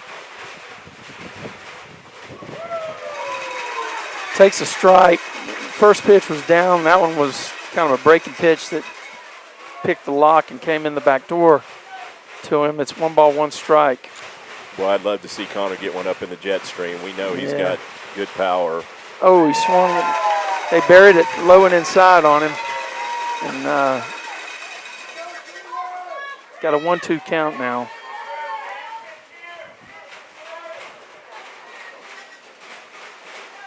I think you got to be looking for that exact same pitch, Jeff. Yeah, that would make a lot of sense. Well, he tried to throw the breaking pitch. He left it up and away. I don't know if he was trying to go back knee again or if he just was trying to come in the back door. Yeah, definitely missed his release point. 2-2 count. 1 out here, bottom of the second.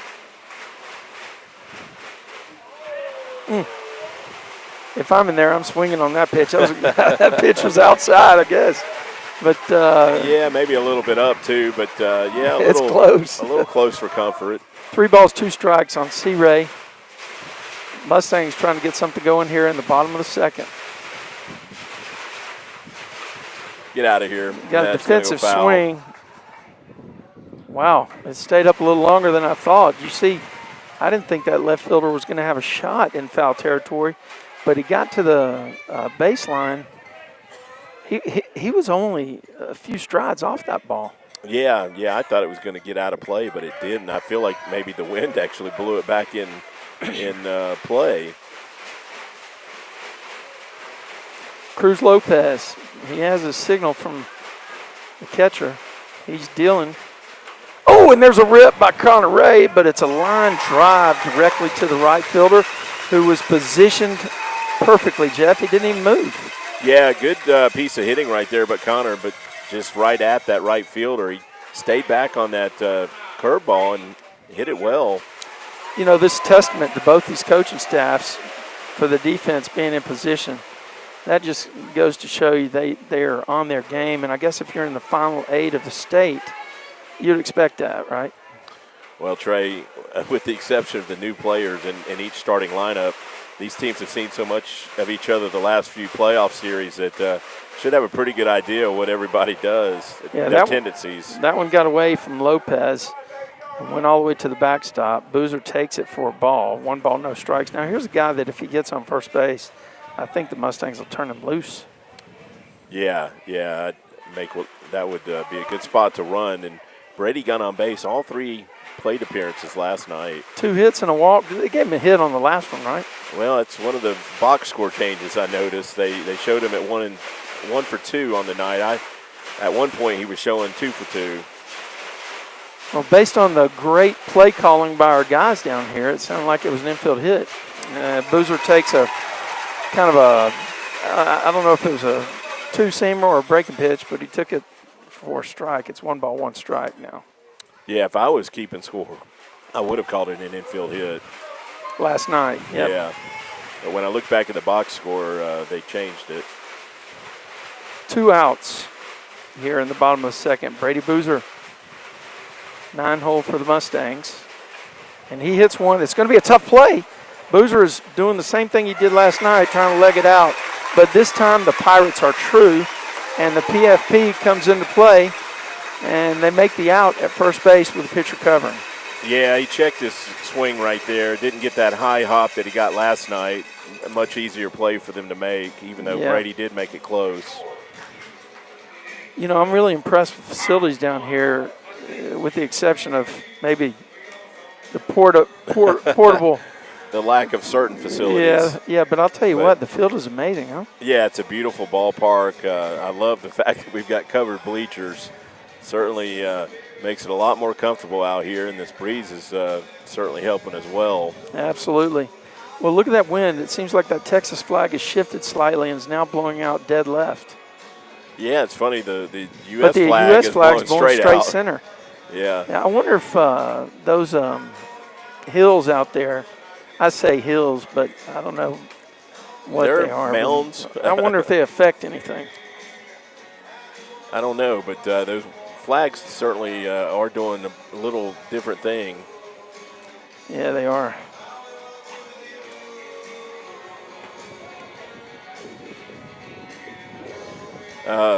We found out they just built this stadium less than a year ago in the fall, so there's still a bit of a work in progress. Leading things off for the Pirates here at the top of the third. Center fielder, number 3, Tyler Gibson.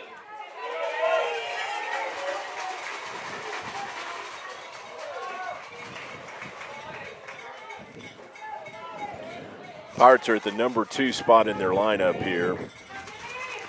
We got a 2-1 ball game. We're in the top of the third. We're moving right along. First pitch was 1 o'clock. I guess it's taking a little time to get here, though.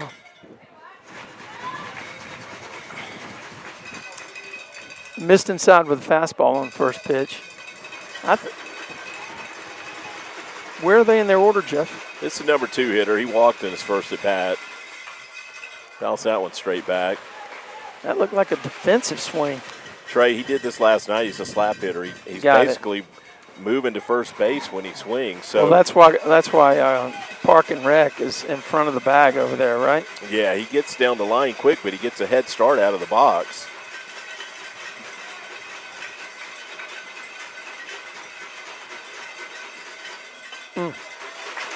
Wally misses up and away. It's a 2-ball, 1-strike count. You know, the best way to shut down the running game is to keep them off base. Yeah, absolutely. Oh, is he the kid that stole the bases? He is, isn't he? I think he is. Get foul. That ball's down the left field line, and it is foul. But you're right. If that ball drops onto the line, he's on third base. Pretty good foul space, foul territory, I should say, down the lines. Look how much between the foul pole and the corner of the fence. Tremendous. Lolly, 2-2 pitch on the way, and it's going to be a base hit by number 3. He pulled the fastball between the first and second baseman. Between Jarrett Boswell got down to his right. The Singer didn't have any play on it, and Boozer fields the ball. Clean base hit, Jeff. You know, Trey, I just thought about something. We were really worried about Jarrett's ankle after that last series, yeah. But he's been moving great in this series, so that had nothing to do with it. So, and I took a second look. Roberts is actually. Lolly throws over to first. This guy got down the bag pretty quickly. Yeah, down the line. I took another look. Gibson is not the guy that stole the bases earlier. That was Buskey. Ball's inside, and the batter takes it for a ball. And then the Pirates coach down at third base runs through some signals. Nobody out here, top of third. Pirates have a runner at first. Lolly throws over to first. Back safely. Gibson is the center fielder, so you would think he could run well.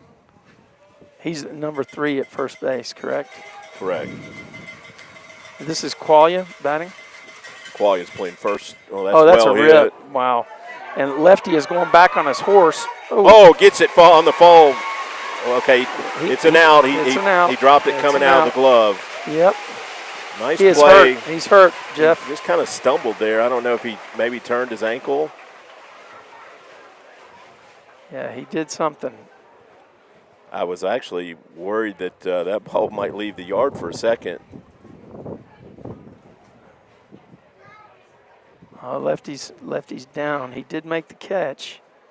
They ruled it a catch, and he was coming to transfer it and throw it in. I don't know if he hurt his leg or if he hit his head when he went down. I gotta believe it's his leg, but he didn't hit the wall. No, but he twisted around, and he went down to the ground. I think he may have hit his head.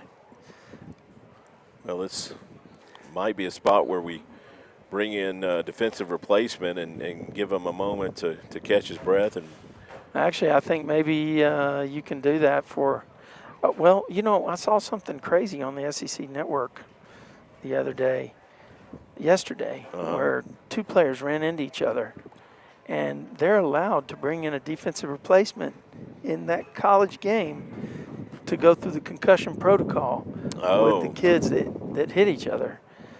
And so and then the guys that left the game can come back? Correct. That's new. Now this is different in this situation. They would just make a substitution. Yeah, right? we saw it earlier in the season where Gianni came out and then was able to be reinserted back into the lineup. I got to admit, Trey, I didn't realize at that time that was even allowed. Well, the trainer's still talking with him. He's up. He is up. Umpire was out there to hear the whole discussion. So he is up. And it was clear the umpire made it known that he dropped it on the transfer. Yes, he did. And there was really no argument from the Lubbock Cooper side to question it. It was obvious. He caught that ball clean. But this is a signal right here. Right here. You do this as an umpire. Okay. Yeah, that's what we saw. So he did that. He did the out, and then he did the, ball was dropped on the transfer. And Luke is staying in the game. Lefty's in left. And, I'm sure you'd have to have wild horses to pull him out. He's out there taking care of his big brother with those kind of plays. Jeff, I thought that ball was going to hit the wall or get out of the park. Yeah, it certainly concerned me off the bat. I think we're confused by the wind. I don't know, because it knocked that ball down. That was a foul ball to the left side. Yeah, maybe it's going to help balls more to center and hurt them to left. So we have a runner at first base. We have one out in the inning. And their four-hole hitter is batting, right? Correct. He is a cleanup hitter. This is Cook, the shortstop.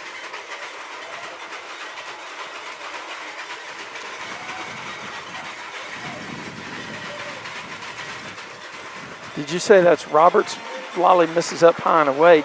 Roberts at first base? No, that's Gibson, the center fielder. Oh, Gibson, sorry. I was correcting myself earlier. He didn't have the stolen bases when they stole two. One guy stole two in the same inning.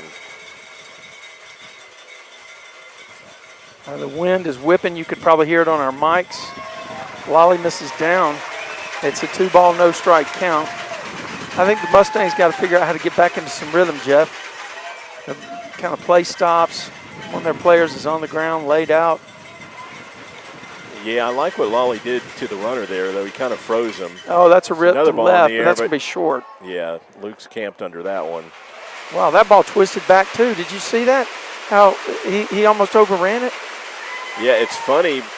That foul ball earlier that I thought was going to get out of play almost blew back to the right, which I don't understand why the wind. And you see how he was tracking back on the one where he laid out the previous ball? He twisted back this way at the very end. Something's going on with the wind that we can't tell. Yeah, it is a little odd because it's blowing balls left to right, it seems, but on the flag it looks like it would do just the opposite. Correct. Runner's gone from first base. Good throw. Yes, he got him that time. Boom. Got him, yep. Yep.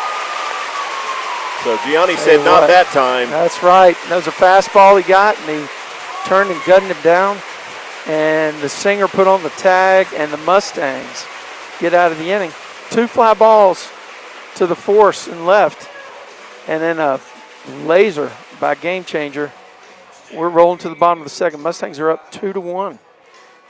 We're down in Brownwood, Texas, and we're trying to find that place to eat if we get a chance to go after this game. What's it called? It's called Underwoods. Underwoods. We went to a brunch place this morning and got a free breakfast. How'd you pull that out? Well, are we supposed to do advertising? What's the name of the place? Glazed and Confused. Glazed and Confused. I like that. They forgot our order, so they ended up giving it to us for free. And I did give them a good tip, but the food was great. They had some really good eggs and a pancake that was huge. It was right. It was that's good stuff. Yeah, hey, listen, in the downtown area. Hey, listen. We forgot to do this the last couple of games. Why don't you tell everybody about the C.J. Knipper Memorial Golf Tournament and when it's going to happen? You guys are one of our big sponsors here on Tradio, so help everybody with the logistics and what they can do to go ahead and be involved. Thanks, Trey. Yeah, the 6th annual C.J. Knipper Memorial Golf Tournament will be Friday, October 10th, 1 o'clock start at Fossil Creek. We will play a 4-person scramble. It'll be a fun day. All of the proceeds from the tournament go to support the C.J. Knipper Memorial Scholarship Fund. And we just awarded this year's scholarship recipients about a week or so ago, and it just so happens one of our recipients was Derek Duong. We had 4 recipients this year, and that brings the total amount of scholarships awarded over the last 6 years to $55,000. So we're proud of what we've done in CJ's memory. Please come out and support us by being a part of the golf tournament, either as a player or as a whole sponsor, or just come out and volunteer. You can register for the tournament at our website, cjmemorialgolftournament.com. Thanks a lot, Jeff. I mean, I don't know that I've been able to make it out there because of football requirements generally, but maybe I can figure out how to do it this year. Yeah, that does fall right in the middle of fall football. Yep. But I would love to have have you out there with a camera on a hole and we do commentary on like a par 3. We'll figure that one out. Here's the force here for the Mustangs. We're in the bottom of the third. Stangs lead this series 1-0 after a masterful pitching performance by the guy who's in the box last night. A 4-0 victory over these Pirates. Okay, good eye right there. He swung at that earlier in the game, so good adjustment, not fishing for that ball down in the dirt. It's a 2-ball, no-strike count now for Luke Esquivel. Took a hard spill out and left, Jeff. Yeah, we still not sure what part of his body was injured there, but he seems to be all right now. Well, he's hadn't had to do anything because he's had 3 pitches that were nowhere near the strike zone. He's dealing with a 3-0 count. I'm sure he's got a take right here, I would guess. Yeah, Lopez taking a second behind the mound there to compose himself. He's probably a little frustrated with himself going in a 3-0 count. Did you see that token fake bunt that the force just did before he? That's a good pitch. Yeah, he was taken all the way. You know, I guess your leadoff hitter, you give him the green light here, but I wouldn't mind having him take another one, just add to the pitch count. Yeah, he's hitting over 400 on the season. I like to turn him loose. Yeah, I want my good hitter swinging right here, but that's a ball. Yeah. The Mustangs put a leadoff runner on. Have you seen him still this year? I don't recall. He probably has stole a base or two, but has not. He's the leadoff guy for the to get the bat on the ball, right? Hasn't been that many attempts, I'll say. Now, Jeff, here's your guy. Zach Goldstein is maybe the best bump for base hit guy on the team. He did it last year. He's done it this year. Runner on first base, nobody out. This might be a good spot for it. He's got great spot over here, a dead spot between. I think he'll sacrifice, actually. Yeah. Let's see. He is sacrificing. Takes it for a ball. Well, I think there's a huge opportunity just beyond the line. If you draw a line between the pitcher and the first baseman, that dead zone, because they're playing the second baseman to turn 2. You're right. Yeah, that second baseman's not going to be able to get over to first. Nope. Be a good option for Slash, too. Takes it out, takes it away. It's a 2-ball, no-strike count now. Yeah, that tells me they're going to expect the pitcher to cover the right side. Yeah, and going to keep that first baseman back. And so the way you handle that is you push it past him, and you got a base hit and a runner on second base. Yeah, no, if you can do that, that's a base hit for sure. The Mustangs used to have a guy named London Green who played second base his senior year. He was on the state championship team. Okay. And also on the runner-up team. Zach squares early, pulls back for take another ball. So he may have been a switch hitter, but he was a master at doing that. He would get in as a left-hander, and he would drag the bunt past the pitcher, and with the first bases playing over or deep, and it was actually just phenomenal to see it. Now Zach's worked the count to 3-0, so I don't think he's going to be bunting on this one, but he squares anyway. I think he'll take. He does for another ball and another base runner right there. Mustangs put runners on first and second with nobody out. Yep. Now here's the difference in philosophies between two coaches, I guess. Jarrett Boswell may be one of the best batters on the field, and the Pirates catcher calls timeout to go talk to the pitcher. Jarrett Boswell could be one of the best hitters on the field, but he is not afraid to square around and lay the bunt. Yeah, he gave Jarrett the bunt sign in a spot last night where we had runner, I believe, the same scenario, first and second with nobody out. Yeah. And now the Pirates coach has called timeout to go join the meeting on home plate. I don't see anybody down in their pen, Jeff. Wow, they're going to make a change, it looks like. Yeah. I guess I'm wrong. There was somebody in the pen. Yeah. Let's get a name here. So, yeah, it's a elimination game here for the Pirates. So they aren't going to show a whole lot of patience with the starting pitcher there. He threw 8 of 9 pitches were balls right there. Okay, Jeff, we're going to go do another commercial here just to make sure I got everything right. We'll be right back with more Mustang Baseball Live on Tradio.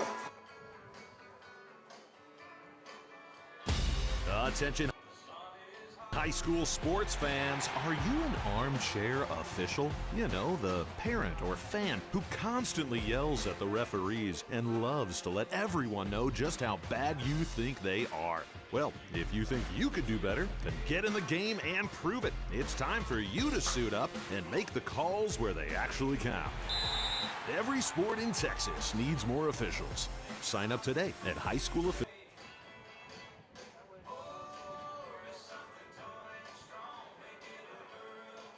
Why are interscholastic sports called the last classroom of the day? Because they teach students important life lessons like teamwork, accountability, and perseverance. School sports are so much more than a game. They're about developing the whole person. That's why they're an essential part of every student's education. Encourage your student to participate in the last classroom of the day. Interscholastic sports in Texas. This message presented by the UIL and the Texas High School.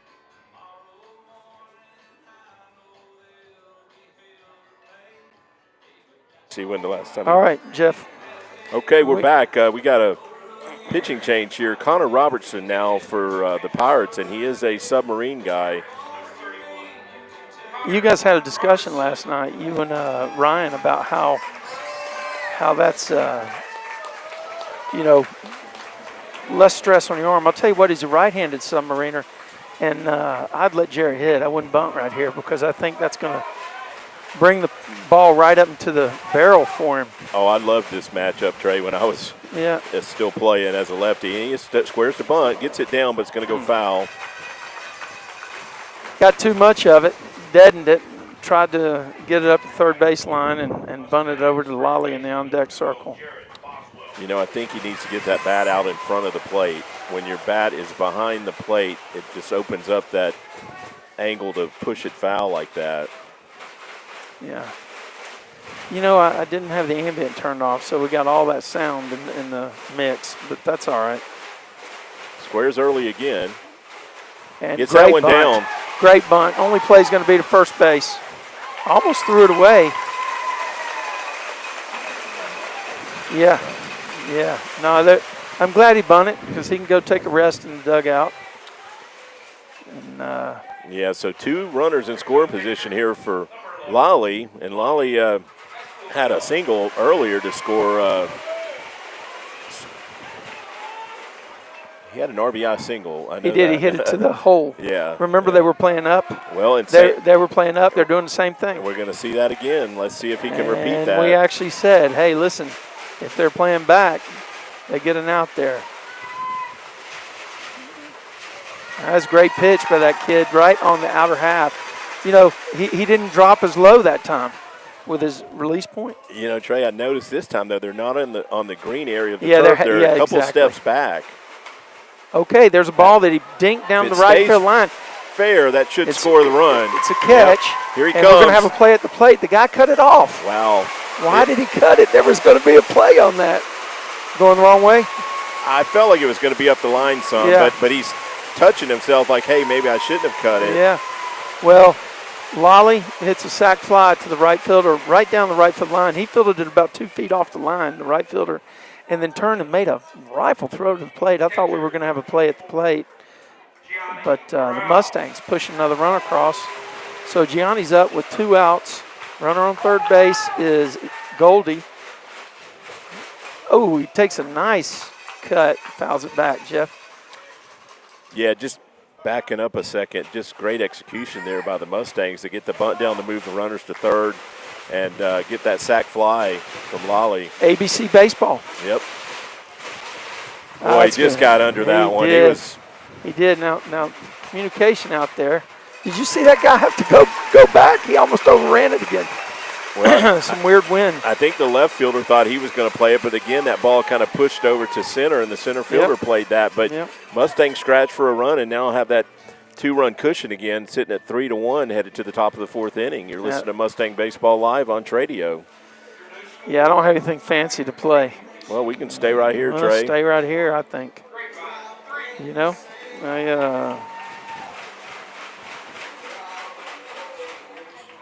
I like the sound of 3-1. Okay, Dalkey comes out to get behind the plate and warm up Lolly. They do have a clock between innings. You have to take. You got to get all your warm ups done within that time frame, and that puts pressure on the on both teams. It's tough when the catcher makes the last out like Gianni did right there, because he's got to scramble to get his equipment back on. Yeah, yep. They have some leniency on that, I think. But, Gianni did just miss that pitch. Yeah, he was right on it. It was actually a breaking pitch that he stayed back on well, and he just got under the tad. You guys talked about it last night. Now, I just want to kind of reiterate it. Up and down the lineup. Well, I guess you talked about it in the pregame interview today with Coach Webster. Up and down the lineup, everybody has a specific role, and everybody is doing their thing. They're fulfilling their role. They're playing their role, right? Well, you mentioned this. They didn't bunt with their number 3 hitter, but we did bunt with our number 3 hitter. We get a run out of it. We turned it into a run. So small ball can apply anywhere in the lineup. Yeah, it's actually – now, on the other hand, they're the visitors. They're the visitors, and maybe they can't play to tie. They got to play to, get in front of it. It's Rodriguez at the plate here for the Pirates. Great curveball. Set it right on the outer edge. Rodriguez is a right-hander. He steps in the right-handed box, and Lolly just Lolly dropped that curveball right on the outer half. Yeah, Rodriguez not looking for the curveball right there. No, he's not. Not on the open pitch. Oh, he threw it again, and he got the same result. Now, where's this guy in their order, Jeff? He's a number 5 hitter. So 3, 4, and 5 generally are the guys that get the barrel on the ball, right? Probably the guys that can hit the fastball, too. You know what? I think Lolly ought to bury that curveball right outside here. Yeah, go a little farther out. Oh, he threw him the fastball. Oh, he gets the call. Yes. Boy, a tough combination of pitches right there. You see 2 curveballs and just freeze them, and then paint the black right there with a low fastball. But I tell you what, that pitch had a little kick. Had some giddy-up. Yeah, I guess I should say giddy-up, not giddy-up. Giddy-up for a Mustang? Yeah, giddy-up. Had a little move on it. Yeah, Lolly reached back and put a little extra on it. Oh, I don't like the way he threw that pitch. He slowed his arm down. 1 ball, no strikes. There's 1 out in the inning. Well, Jeff, I stopped at a place called the Smokehouse on the way down here. Was that off 30 or 20? Yes, it definitely off 20. It was off 20. It definitely was off 20. The Smokehouse was. Okay, well, yeah. And by the way, I've heard you can get here either route. Apparently you can. 2 balls and 1 strike now. Lolly missed with break pitch outside. There's 1 out in the inning. But I stopped and ordered some biscuits and gravy, and I got like 4 homemade. That's a foul ball. Hits him in the box. I got like 4 biscuits, a piece of ham, some hash browns, and some white cream gravy. It's like all I was looking for was 2 biscuits and some gravy. Well, I'm surprised you made it out of there. It sounds like you need to go back. Oh, no, I left half of it in a to-go container that's probably recooking in the front seat. Okay. Got Wyatt Self here at the plate for the Pirates in the full Wally count. Misses, yep, 3-2's count. Well, that may leave the yard. Yeah, that's gone. Yep. Boy, he hit that one hard. Yeah. And there was nothing cheap about that, Jeff. No, you could tell right off the bat. He got all of that. Yes, 4-bagger. Luke didn't even move. Did you see him kind of look up and say, yeah, that one's gone? Yeah, we mentioned it last night. He's their catcher, and he is built like a catcher. Very solid kid and just turned on that one. Got the barrel on it. The ball was a little up in the strike zone. Yeah, it was right at waist high, obviously where he liked it. These guys, they're not going away, They're not Trey. going away. I mean, in 2023, they lost the first game, and they came back and won 2 on Saturday, so I'm sure their coach had that discussion with them. Lolly reaches back and fires a fastball on the outer half with a little bit of resolve there. Well, Trey, you look at their playoff series, and they've had to go to 3 games in 2 of their first 3 series. So they're used to having their backs against the wall and being able to battle back. Feel like Lolly might be rushing it a little bit now, Jeff. I totally agree. This is that spot we talked about earlier where, you know, you're trying to work too quick. I feel like he's a little frustrated. Just take a deep breath and he still has the lead. Exactly. 3-2. We got 1 out. There's nobody on base. I think we got it's 2-0. It's 2-1. Okay. 3-1's a count. Yeah, that one misses down and out.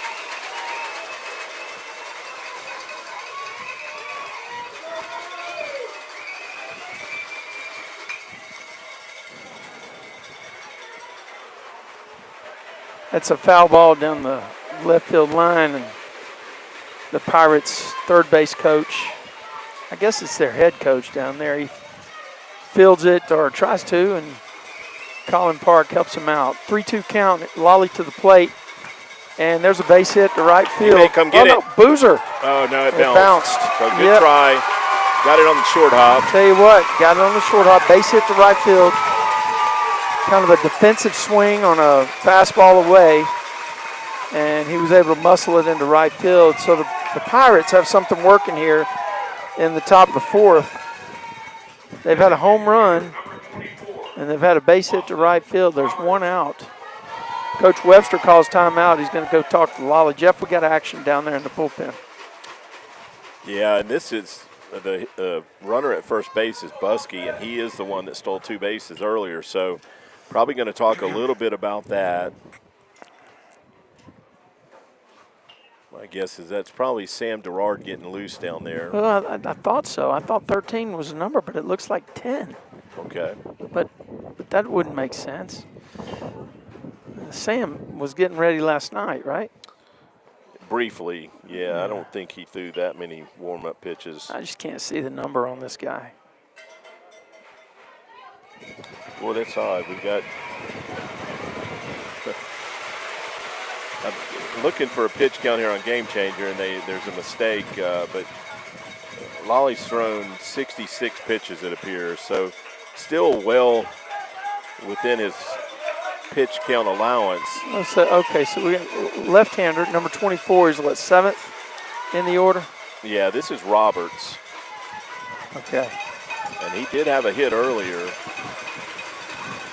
Had a hit to the right side.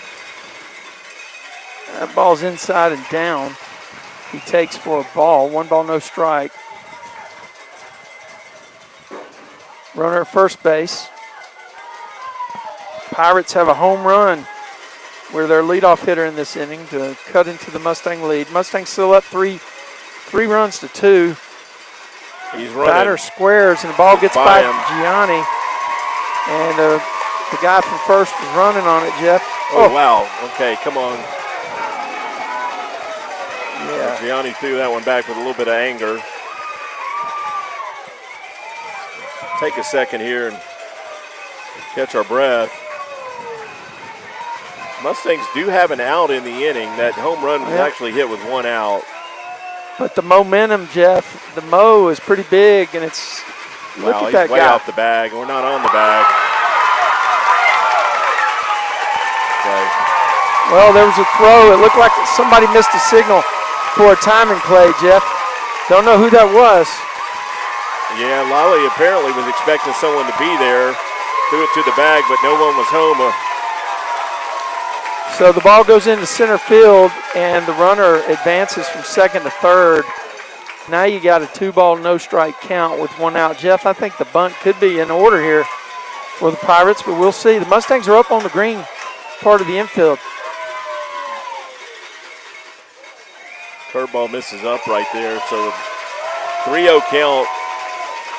Honestly, might not be a bad idea to put him on. Put a double play in order? That's what I'm thinking. Well, that's going to score the run. Ground ball to Jared. All he could do is touch the runner, but they're going to tie the game right there. So big that runner got to third with only one out. You know, we gave him that base right there. Good execution by the Pirates. Yeah, new ball game here. 3-3, 2 outs. This is the number 9 hitter for the Pirates, Lovano. Feel like he's got to relax a little bit, Jeff. He's maybe overworking. He's definitely out of his rhythm right now. Missing over in that left-handed batter's box on that fastball.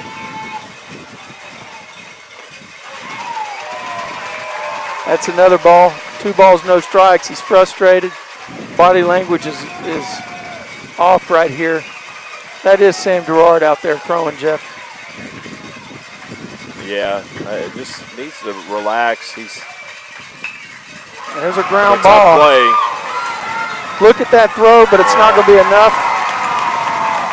Connor Ray ranged into the hole, made a backhand play, and made a jump throw, but it wasn't enough. That's one of those where I think you got to stop, field, and throw one hopper to the first baseman, right? Well, if the guy can run, he's on. Yeah. It's just a play you're probably not going to make. Coach Webster's going to come out and talk to Lolly here. I don't think he'll make a change yet. Yeah, he's already given the signal. Okay. Yep. I'm wrong. He's going to go to Sam Gerard right here. Yep. Yeah. Lolly lost his cool a little bit in that inning. Yeah, it looks like the singer is coming out as well. So that means Lolly is going to go to third base, I think. He's going to put his blue glove on, I suppose. Ooh, that's not good. Okay.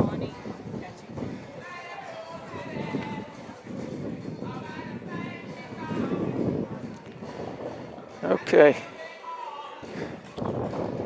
We didn't see Sam pitch in the last series, but we did see him pitch against Joshua in Game 3.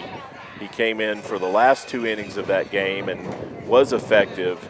And we have seen when Sam is throwing strikes, he's as tough as any of our pitchers to hit.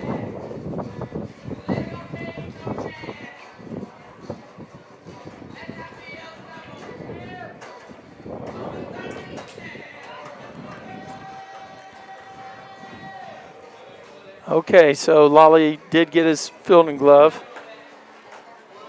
And the Pirates have put a few big plays together here in this inning. Looking to extend it. There's 2 outs. They got a runner on first base. Has he stolen any bases? No, Lovano hasn't stolen a base, but he is a left fielder and runs pretty well. He made a nice play last night out in left field, so tells me he's got good speed. So it's a tie ball game, 3-3 here in the top of the 4th. Lolly has gone for the mound, back to third base. Colin Park has rotated back to his base position, which is second base. On the mound, Sam Gerard. Now, he warmed up last night, Jeff. He was like in the 6th inning or something? He did briefly.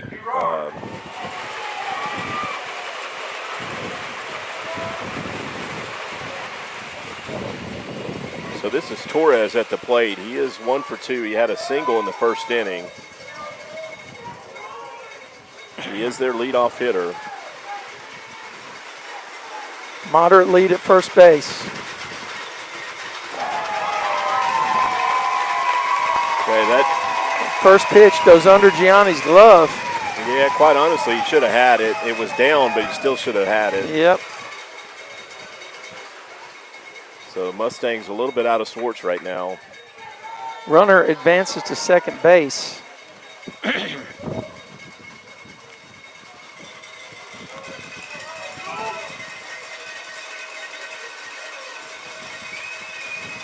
There's a strike. That had a little kick on it, Jeff. Yeah, good fastball in the inner part of the plate. Now, I wonder how many of these people, how many of these players have seen each other in, travel ball. That's a great pitch. I don't know where it was, though. Yeah, I think it missed a little bit down. I got to tell you, because Torres hit the ball to left field earlier, I'd like to see Colin actually working the runner at second instead of Connor. Yeah. With Connor working towards second, he's opening up a bigger hole over there. Well, as he hits it to right field, we may have a play. He's coming. No, he's there. Yeah, he's there. Pirates take the lead here on a base hit to right field by the leadoff hitter. And that'll close the book on Lolly.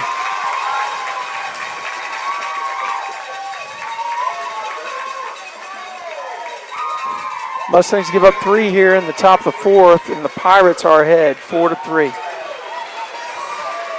Yeah, and still hitting right here. Not sure what we're going to have a discussion of some sort. I think you're going to have. I don't know. Never mind. Don't know. Yeah. I'd be guessing.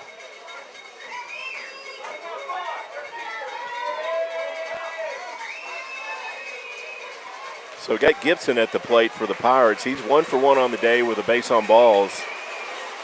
We've yet to get him out.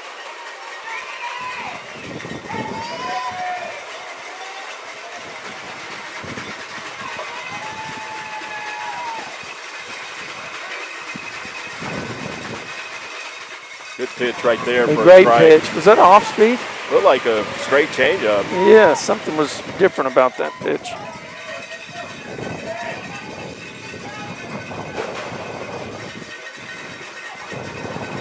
Gotta watch him. Stolen base here, not going. Wow, that one must have just been a little off. Yeah, just a little bit outside. But again, this is a big spot if you can steal a base, and Torres is their leadoff hitter. Throw to first base. Throws to first base with the same velocity as he goes to the plate, Jeff. Yeah, good idea right there to throw over. 1 ball, 1 strike. 2 outs in the inning. Pirates have struck for 3 runs here and taken the lead over the Mustangs, 4-3. That's a great pitch. Doesn't get the call. No, it didn't get the call. Wow. 2 balls, 1 strike. Ball kicked away from Gianni a little bit. Yeah, he's having a little bit of trouble squeezing it this inning.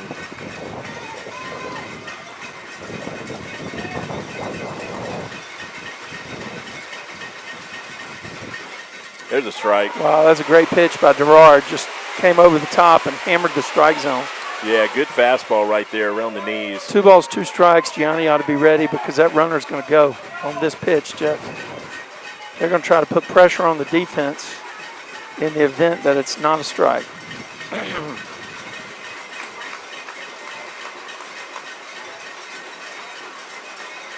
Doesn't have a big lead. No, he doesn't. You're right. Oh, I'm completely wrong. Sam's misses are all down right now. Which is better than up, right? Yeah, unless you're the catcher having to catch it. Yeah, I guess that's true. It's a 3 ball, 2 strike count. The board is wrong. Yeah. Yeah, it's definitely a full count. And Jarrett backs up. He'll be moving on the pitch right here.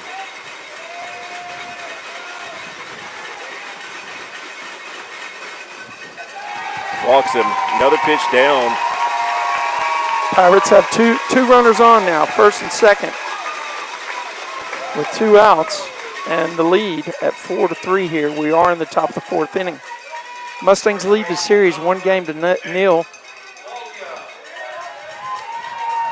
Pirates are trying to force an elimination game. Yeah, that brings Qualia to the plate. He's the number 3 hitter, and certainly a dangerous spot right here with 2 runners on.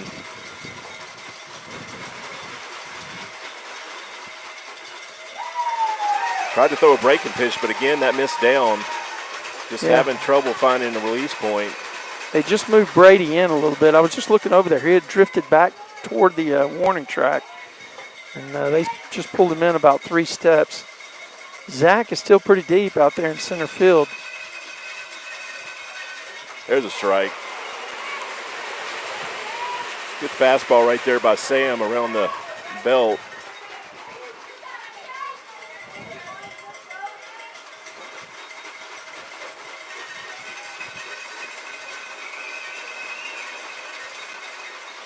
Another pitch down, misses.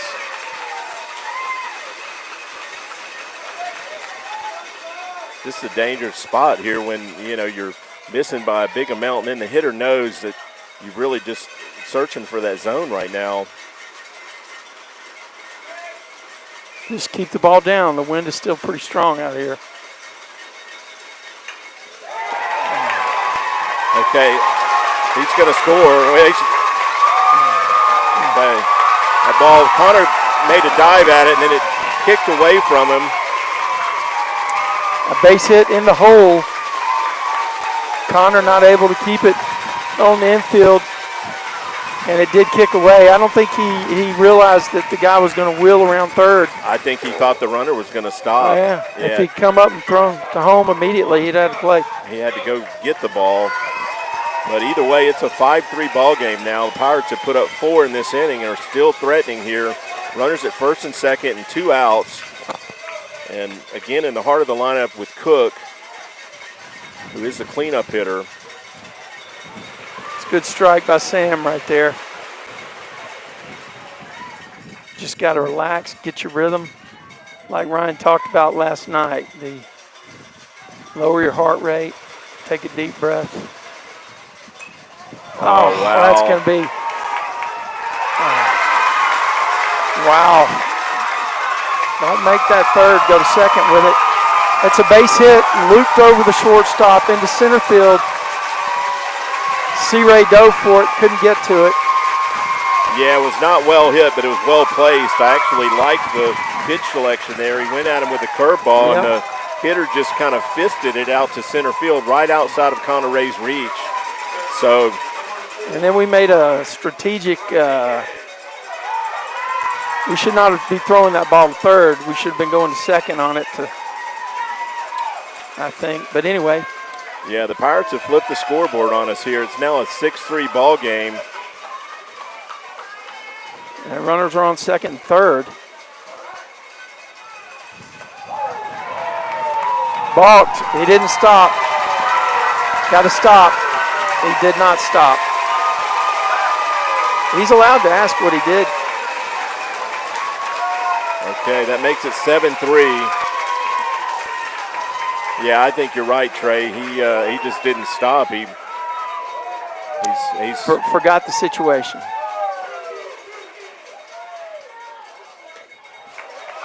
Mustangs have definitely out of rhythm here in this inning. Yeah, this game is going to be Sam's to finish. I know that Coach Webster will keep benching and Blaine and in reserve for the next game. Well, and don't be surprised if needed. If we have to go to a third game, Lolly's still got some pitches left. He's still got pitches, right.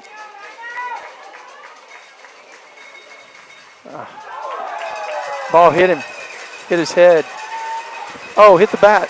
Oh, Mustang's got a gift. Caught a break, yeah, because that would have been a run. I don't think Gianni was going to catch that ball. He was not. 1 ball, 2 strikes.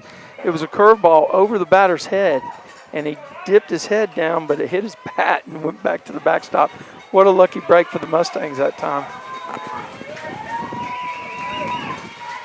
1 ball, 2 strikes. Pirates have a runner at third. They've got 6 runs in here in the top of the 4th. There's 2 outs. Sam leaves, break the pitch up. 2-2 count.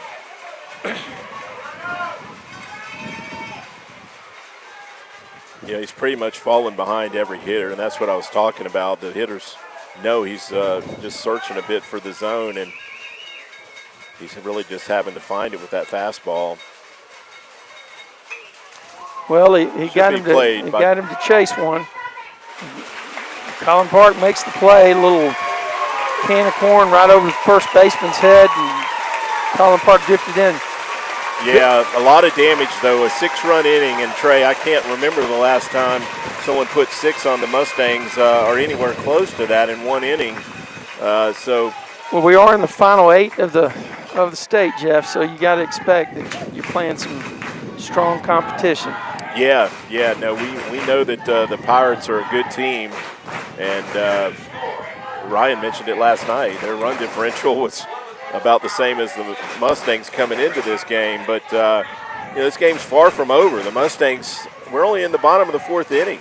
Mustangs have 12 more outs. Yeah, and I'm sure that's what Coach Webster was talking about right over there, or Coach Washburn, I think, was addressing the team. Yeah, my guess it was along the lines of saying, hey, all you need to do is get a crooked number here. And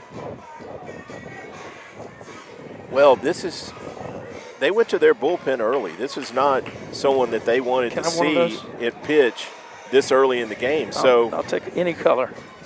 The Mustangs should take some confidence in that, hey, we're already in their bullpen just like they're in our bullpen. That's right. Yep. Just need to answer with, you don't have to answer with 4 right here, but come back and answer with a couple, and let's get within shouting distance again. Yeah, that's exactly the mindset that you got to take. But listen, I think we were down to Hebron this number of runs, right, on a random Saturday, and we came back and won the game. Yeah, it's definitely very doable, especially with 4 more innings to work with. It is a 4-run lead by the Pirates. It is 7-3 here. Pirates just put 6 runs on the board. Jeff, I'm going to let you take it here so I can get. Okay. We got Colin Park leading off the bottom of the 4th inning for the Mustangs. Takes that first pitch up for a ball. Really need to get base runners right here.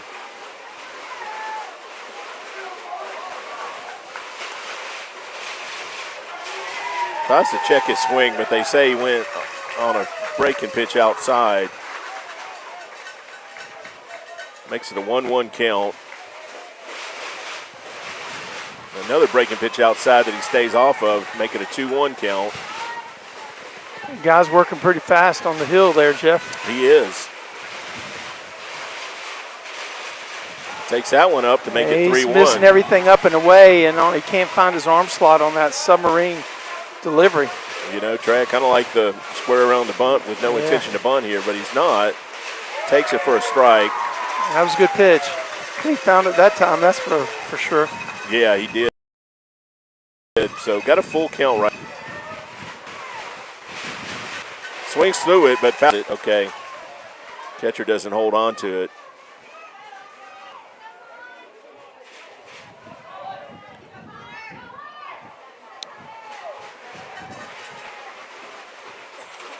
So the pitcher, Robertson, has been effective so far with his sidearm delivery.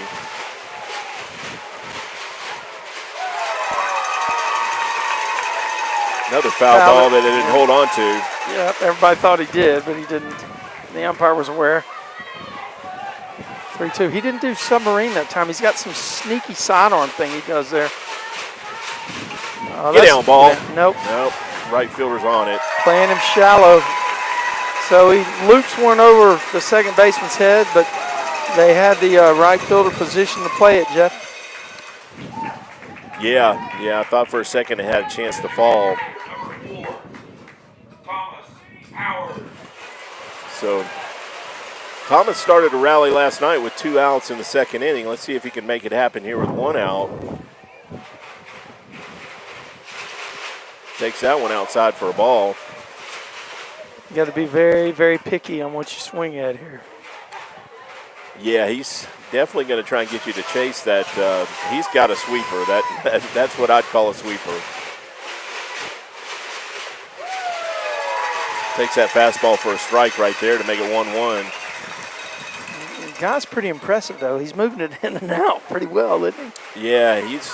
I mean, the first batter It looked like he was losing control, but right here that one might be down. No, nope. Right at that right fielder. Wow, they had him positioned perfectly. Boy, he was a long way in the alley there to get that I know. ball. That's what I'm saying. I thought that ball was going to be down. But they've also pulled him in. Look how shallow he's playing. Yeah, I think I don't think he'll be playing shallow on this guy. they're not too worried about the ball's hit to right field. So got Connor Ray at the plate with 2 outs. Takes that one inside for a ball. Now this pitcher is definitely crafty. Ryan used that description of Luke last night. To me, this is how I would describe a crafty pitcher. Probably not throwing 80 miles per hour, Trey, but just throwing from a lot of different angles. And good location, placement, right? Yeah. That one misses right there, so. Inside, I guess. He's a little upset on the mound. Looked like now he's got a 3-0 count on Connor Ray. Yeah, he came back and got Colin Park in the same spot.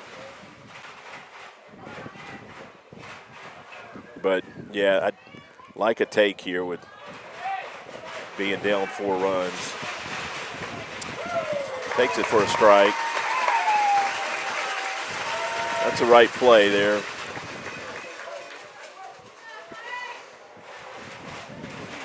Here comes a 3-1 pitch. Takes that one down for a ball. So we got a base runner with 2 outs for Brady Boozer coming to the plate. Don't look for the Mustangs to run here down 4 runs. Yep. Let everybody listening know that Mustangs are down here 7-3 after the Pirates exploded for 6 runs in the top of the 4th. We're in the bottom of the 4th with 2 outs. C. Ray's on first base, right? Correct.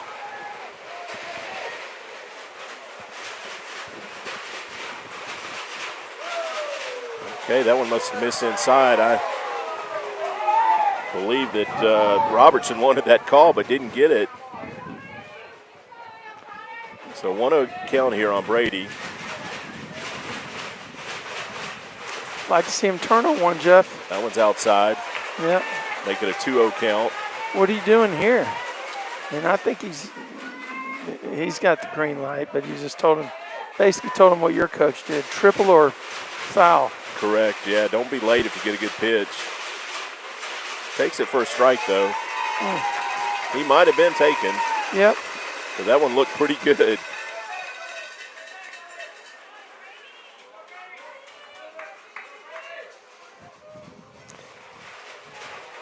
See what he gets here, 2-1. We'll check him at first. It's a good throw over for the Pirates. Yeah, C-Ray back on his stomach. Yeah, back fairly easy, but had to dive.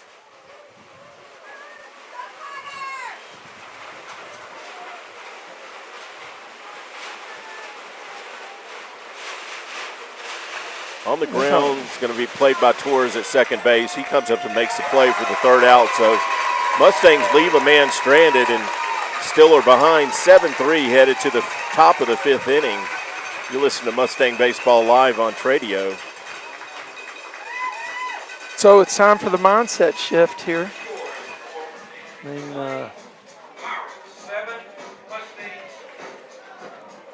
7-3. You know, Trey, I think we're going to see another pitching change.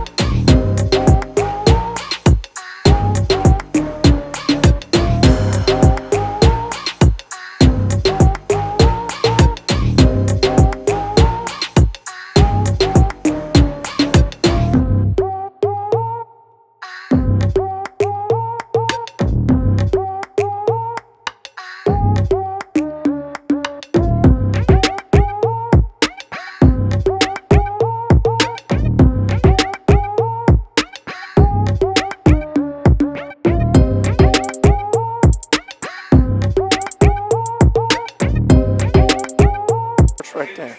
Been a while since we've seen Blaine pitch. He has one job, Jeff. Hold him right here. Correct. This is a long reliever role. Just keep the score where it's at and give your team a chance to get back in this game.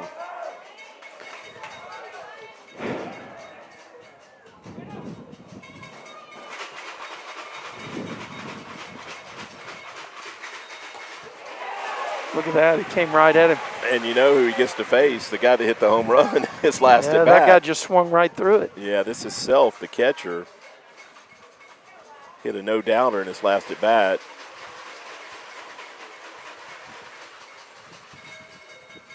That one misses down right there.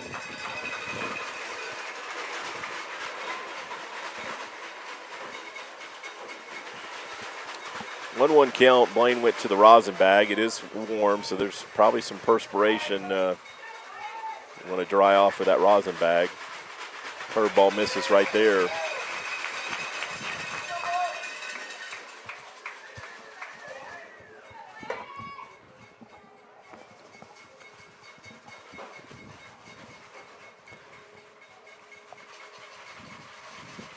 Oh, he that was a swings great through. pitch, man.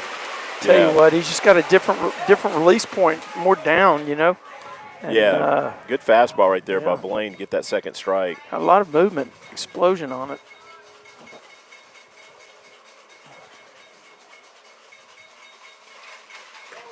He overthrew that one, didn't he? Yeah, that's really what Sam was doing a lot of, missing out in that left-handed batter's box with the fastball. Just pulling the pitch is what I've heard it described as.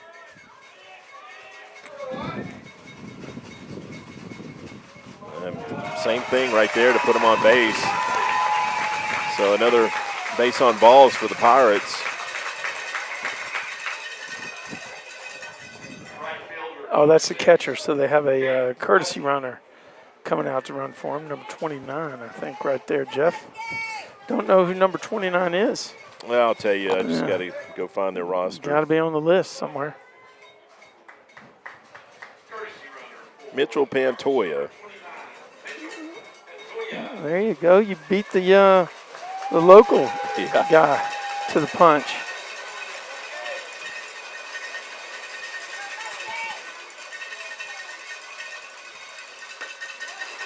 Yeah. I don't see him getting a lot of leg kick and drive. But I'm not a pitching guy. Mustangs are down 7-3. We're in the top of the fifth. Got a runner on first base here. Mitchell Pantoja running for the catcher who got a walk down the first. There's a swing and a miss by the. Who's number 6? This is Caden Buskey. He's 1 for 2 on the day. He's got 2 runs scored. He had 2 of those stolen bases earlier. He's a right fielder. Took a strike looking right there. Yeah, first time we've been ahead of a hitter in a minute. It's 1-2 right here. Yep. Love to have 2-hopper to Collin Park and see what we could do with it. Mustangs turned a nice double play last night. He gets him on a check swing, I believe. Yeah. Not even going to go to the first base umpire. So Mustangs pick up the first out there on a strikeout and brings Roberts to the plate. He's 1 for 2 on the day with an RBI.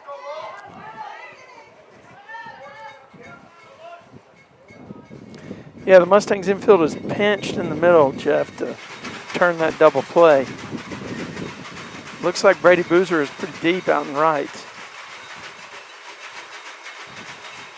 Good fastball right there on the inner half for a strike. The force is in a little bit, and the Goldie is playing the same spot he's been the whole game, I think. Roberts' base hit earlier was a ground ball on the right side through the hole over there. On a fastball from Lolly, if I recall correctly, right? I believe so. Yeah. That one missed down right there, so it makes it a 1-1 count.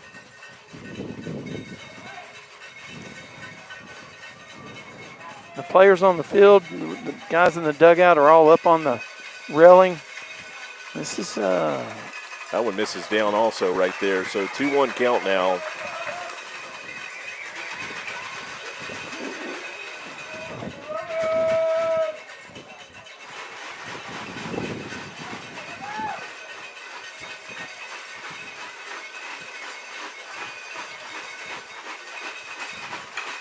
Up the middle, probably going to fall for a hit, yeah. So they got first and second here with only one out. Zach Deek like he had a play on that just to keep that runner from going any farther, but no way he could make that play. No, and that was a pretty good job of hitting by that guy. He just got the barrel down on the ball, put it right back where it came from. A little soft line drive out to center field. Yeah, the Pirates have definitely swung the bats better today. That's now 10 hits for the Pirates. Luvano at the plate, the number 9 hitter. That one misses down and out for a ball.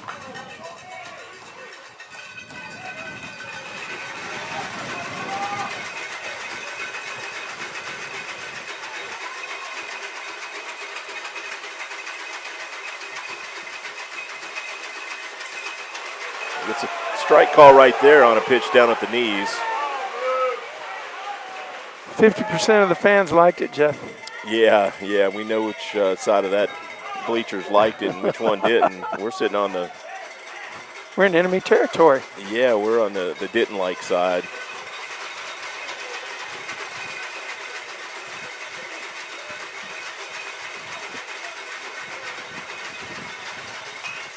Way late there to foul that one off.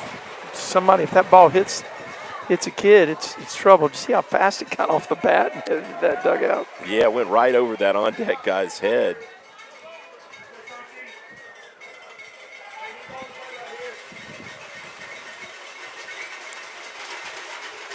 One-two count right here on Lubano. One out, runners at first and second. Mustangs behind 7-3 in this game. There's a strike. Wow.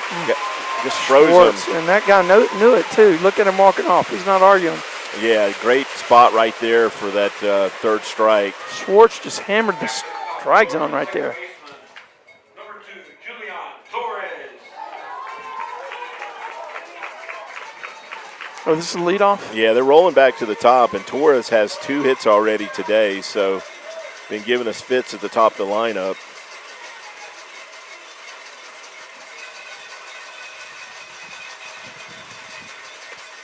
This is down right there for a ball.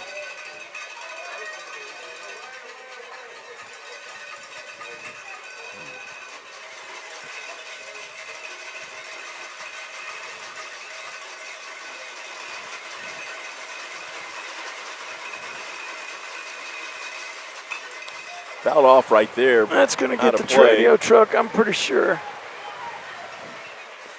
Maybe not.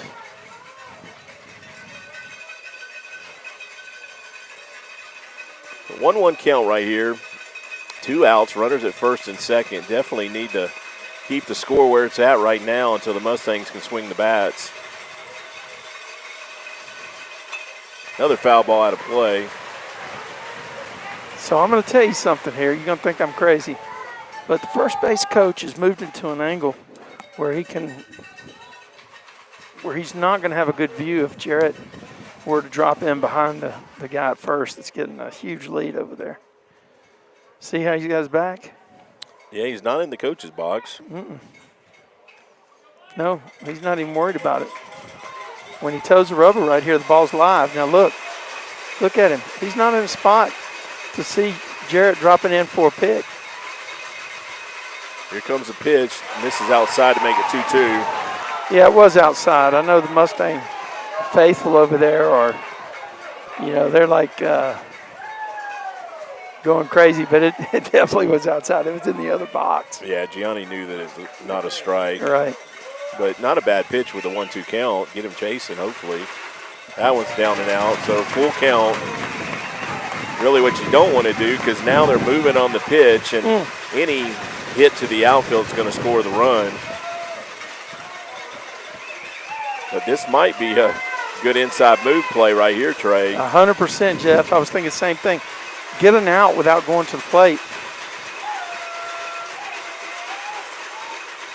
Not going to do it. Foul ball straight back. God, the guy from first base was moving so early. I'm telling you. Yeah, we threw one into center field earlier. It makes me wonder if that's creeping into our minds and don't want to attempt that again.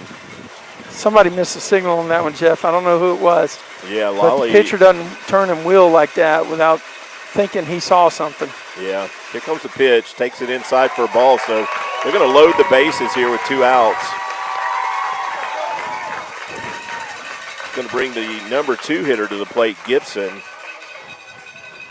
He's 1 for 1 on the day with 2 base on balls.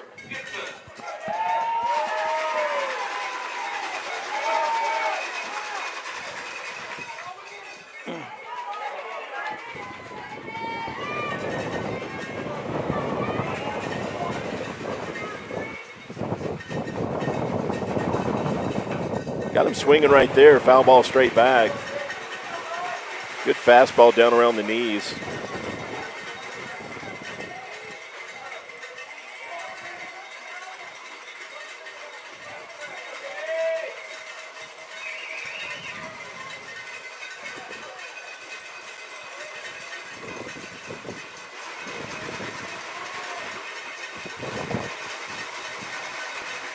Here comes a pitch, fouls another one back, so Blaine gets ahead here 0-2. Again, the bases are loaded. There's 2 outs. Mustangs on the wrong side of a 7-3 score here in the top of the 5th inning.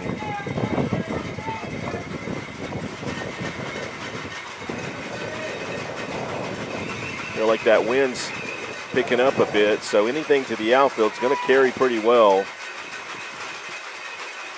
Here comes a pitch. Wow. Connor's going to go back and get it. For a second, I thought that ball had a chance to drop. Yeah, I heard you. Yeah, I didn't see it. Just didn't have enough on it. They hit one like that earlier, but Mustangs escape right there and leave 3 stranded and come to the plate here in the bottom of the 5th inning, down 7-3. You're listening to Mustang Baseball Live on Tradio. Let's see. So we said there's 12 outs to make it happen last inning. Now we're down to 9 outs, Trey. Yep.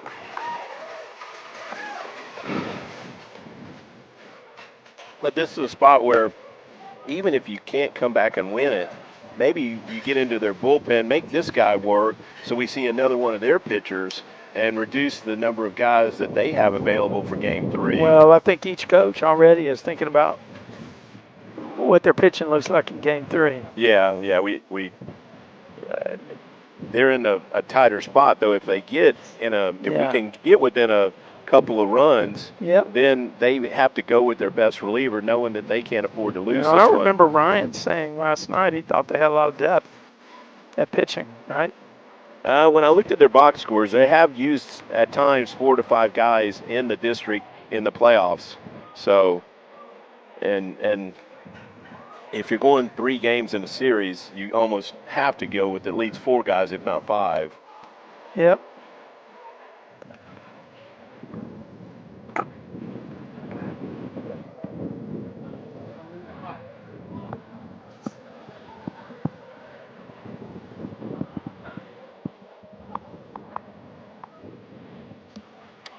Mustangs are going to roll back to the top of the lineup here with Luke coming to the plate.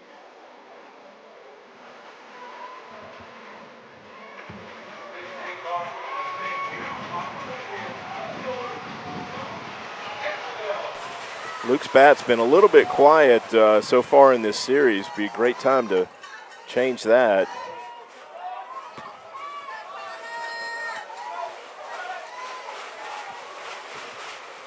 Comes the pitch. That's a base hit right there to left field. Good start. Gets away from the left fielder briefly, but we're going to stay at first. Solid line drive right there over the shortstop's head. I like the approach. Got that first pitch fastball and put a good swing on it.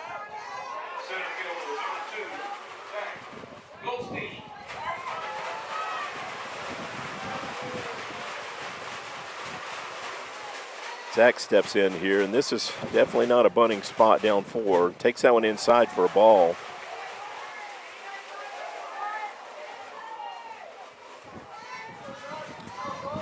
That right fielder's a long way off the line. Zach hits one down the line. It should be a triple. That one misses outside for a ball, so a 2-0 count.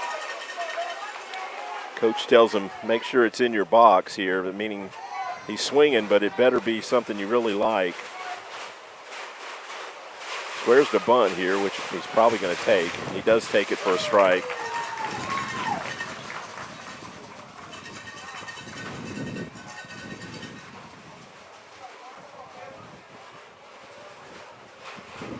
Two-one count. Got Luke on first base. Nobody out. That's a ball in the air. Left fielder's going to play that. Wind's moving it a little bit, but he makes the play for the first out.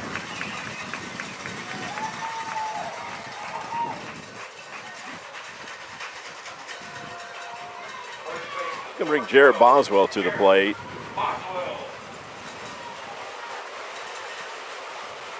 Jared had a triple off that center field wall early in the game. It's an RBI triple also. Takes the first pitch inside for a ball.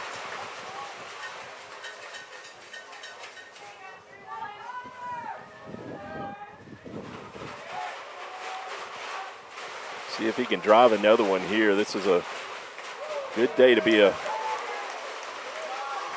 hitter with that wind blowing out to center. That one misses outside right there to make it a 2-0 count. So good hitters count, and tee off on it if you like it.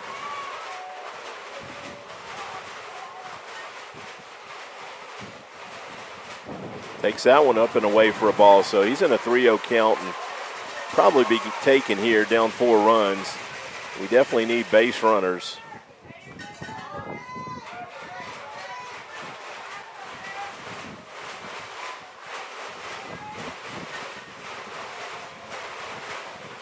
That's a strike right there, so make it a 3-1 count.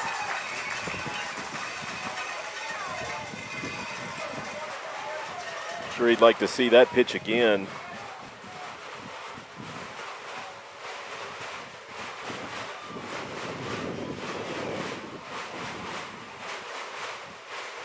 Here comes the 3-1 pitch. Takes that one outside for a ball, so we got runners at first and second here with 1 out, and Lolly coming to the plate.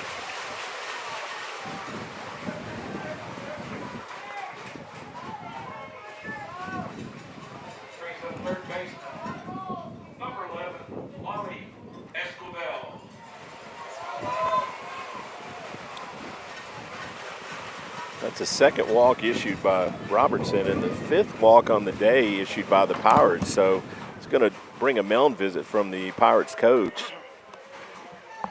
So they have put 5 Mustangs on base, but we haven't been able to string together many hits to go along with it. The Mustangs only have 3 hits on the day.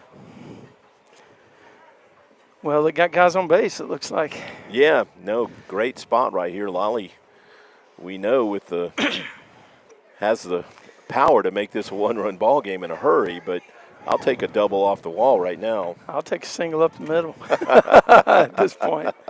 He's got 2 hits, doesn't he? I was trying not to be too greedy there, Trey. Yeah, no. I guarantee you that was the discussion they just had with that pitcher. I think they're going to work him inside. Yeah, Lolly has 1 hit with 2 RBIs. Yeah, it's tough. He had a sack fly to right field. Sack fly to right, and had that base hit to left earlier when they drew the infield in. No, the wind has picked up, Jeff. Seems like. Yeah, it'd be a great time to get into one for sure. It'd be a great time to exploit the wind. Takes that one for a strike, and Lolly hasn't really liked the strike zone tonight at the plate or on the mound.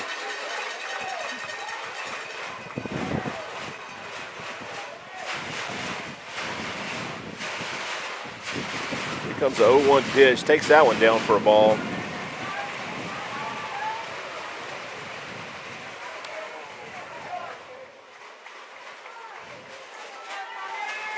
Boswell's at first. Luke Esquivel's at second. 1 out. Oh, Lolly missed that one. That's going to get my car, isn't it? They bounce into it. Did he get the Tradio Went truck? between your truck and the Suburban. So it didn't hit my car? No. How lucky is that? You may have a souvenir on your way out. Yeah. Well, let's go. Let's get maybe that's fortuitous. We got some Mustang magic coming our way. Oh, wow. my gosh. That was a good pitch. Trey, he's been dropping down sidearm. But then he went sidearm on that instead of down here. Yeah, much different release right there, and almost quick pitched him a bit, and probably his best fastball of the game for sure to get that second out. I thought that was a great pitch. I mean, you described him as being crafty. He definitely is. Yeah, so 2 outs now here. Gianni steps in to the plate. Fouls that one down the right field line. But he's not laying it up there, man. I mean, I was standing down there on the fence. He's still bringing it pretty good. Yeah, my guesstimate earlier was around 80, but that pitch he threw to Lolly looked like it was a little quicker. I think he's hitting 85 on some of those pitches. Okay. It's but he moves the ball all over the place, doesn't he? Yeah, I think really that was a curveball that Gianni was way out in front of. Now he's going to drop down and do that pitch, I think. Yeah, got to be ready for it. Probably going to try and go outside here. See if the catcher slides out. He does. Wow, he just missed that one. Go ball. Blow it.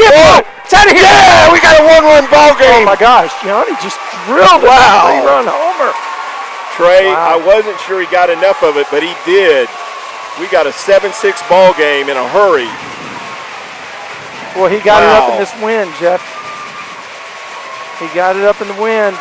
Yeah, and in an 0-2 spot, boy, you got to believe the. Oh my gosh, that catcher slid way out. He wanted that ball out in the other batter's box. He got an off-speed pitch that stayed over the plate. It was a hanging curveball, is what it was. Yeah. And that catcher wanted that pitch probably 2 feet outside of where it landed. Yep. Wow. Well, Mustangs have just put 3 on the board with 1 swing by Gianni Corral. Okay, now we're back in striking distance. It's 7-6. Okay. Home plate umpire calls timeout to get everybody squared away. Colin Park, number 5 in the box. Okay, the umpire, I think, is trying to slow him down. Is that what you saw? But I mean, he just wants to make sure the kid knows, don't start until I give you the go. Okay. That one misses up and in for a ball.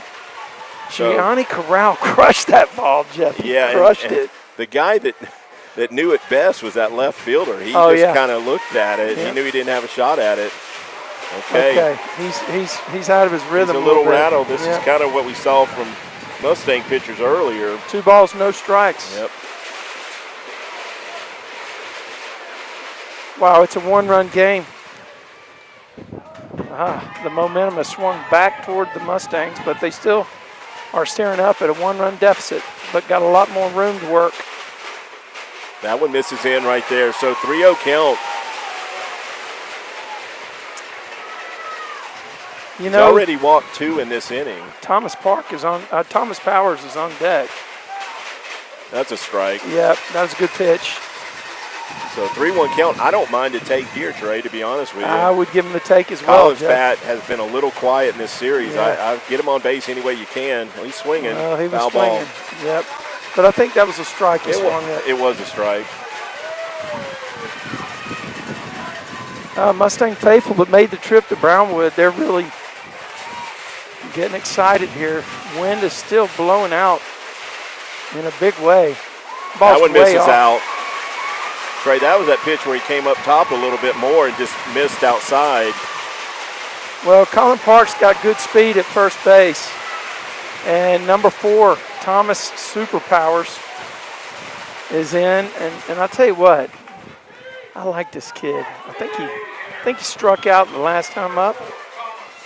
But he's a guy that I want to see in a spot like this. Well, I like your thinking, though. I would like to see us try and steal a bag here. We haven't tried to steal a base in this game, and I'm trying to remember if we tried to steal one last night. They're going to check him, yeah. They know that he's a guy that'll run. Well, and he gets over there at first base and always looks like he's ready to go. Oh, yeah, he gets a good aggressive lead. Oh, he just squeezed 2 more steps off. Not going. Takes that curveball for a strike right there.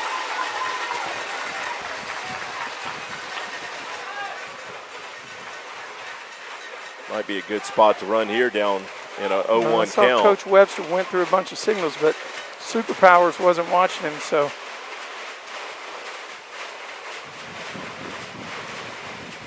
He's going. Oh, it was a hit and run. Boy, nice catch over there by the Pirates coach. One-handed that ball. Good jump that time at first base. The only thing is, I think he was in the middle of a hit and run situation.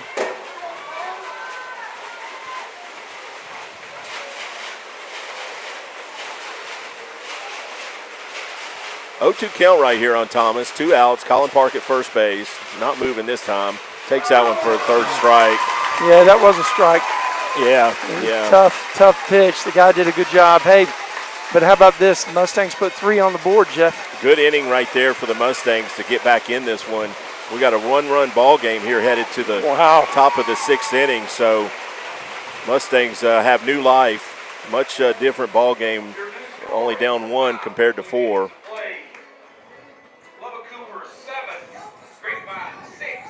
Wow. Tell you what.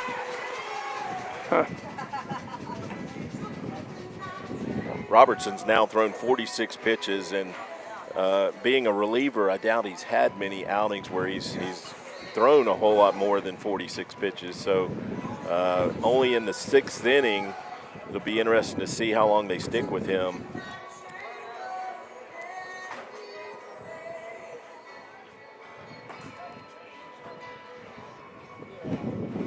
Mustangs bring Blaine out for his 2nd inning of work.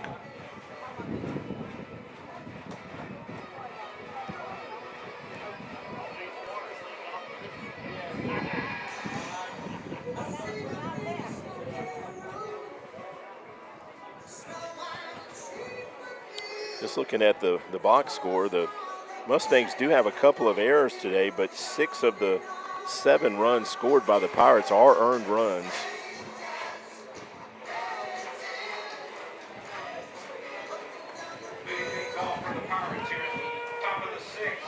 Jake Qualia going to lead off the 6th inning for the Pirates.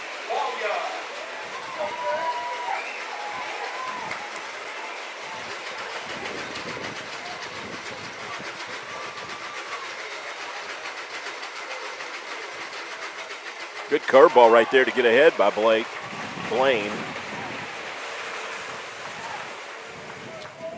Qualia just looked at it, and that's kind of been their trend. If you can get a curveball in there on the first pitch, they're probably going to take it for a strike. Another curveball on the ground to Lolly. Goes to his left, is going to make the throw. A long throw to get him. Good play, Lolly. Wow, that was a good play by Lolly Esquivel that time, Jeff. That guy got down the line quickly. Yeah, and deep throw right there because Lolly had to take a step back to cut that one off. So it was a long throw across the diamond to get him.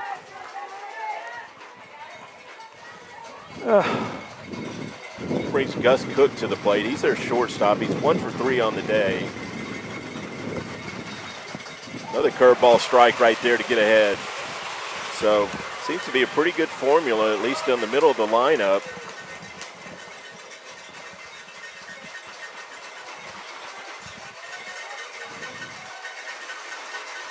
Fastball he throws outside right there to make it a 1-1 count.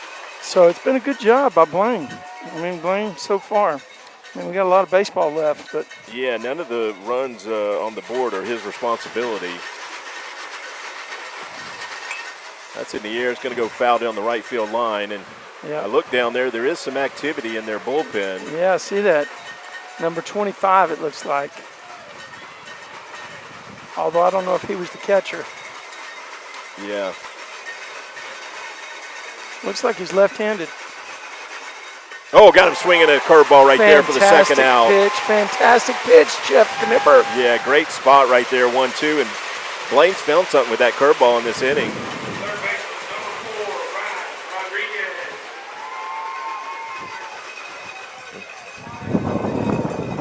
It's good to see the Mustangs start an inning like this. The Pirates have been putting a lot of runners on and threatening every inning, it seems. There's a good strike. He's found the spot, hasn't he? Yeah, that was a fastball right there. I mean, but he's putting it there. Yeah, I just love the fact we're finally getting ahead of the hitters early. That one misses outside.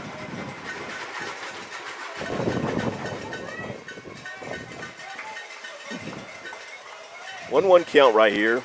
2 outs. Pirates on the top 7-6 right now in the top of the 6th inning. That one misses up and away.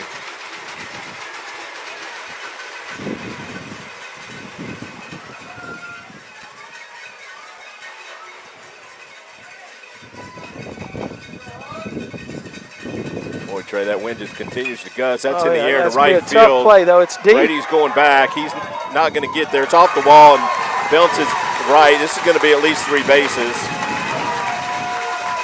Somebody cut it. There we go. Okay. Did you see it kicked off that ridge? It hit the base of the fence and kicked off that ridge and added an extra base. Yeah, that's that why funny hop. those. I mean, Mustang's got the advantage of one of those, but I don't understand why you put those ridges on it. It just makes it a crapshoot when it hits the wall where it's going to go. Works both ways, I guess. Yeah, we got a triple out of it also. Yeah. But more importantly, they now have a runner at third base, but we do have 2 outs. But this is their catcher Self at the plate, who left the yard earlier out there in left field. Got to be careful with him, Jeff. Keep it down. Yep, keep it down. Fastball misses down right there. That was over down. What I mean, too much down. Well, with a base open though, I kind Where of like are being they? careful. Are they 5th or 6th? He's the number 6 hitter in the lineup. Right. Oh, wow. Hits it right up the middle, and Blaine couldn't get a glove on it. So they move it back out to a 2-run lead right there. Pantoja comes to run for him at first. Is that right? 29? Yeah, we saw him earlier.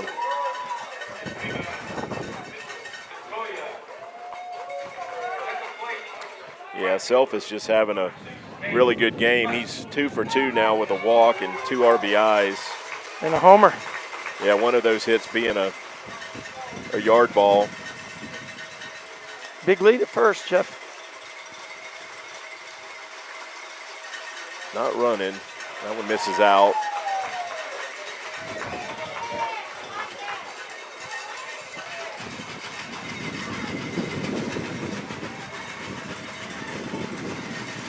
Gonna need to throw over one time.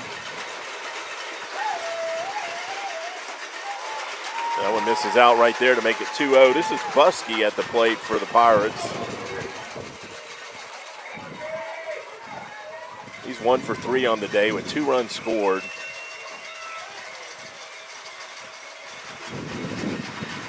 Gets him swinging through a fastball right there.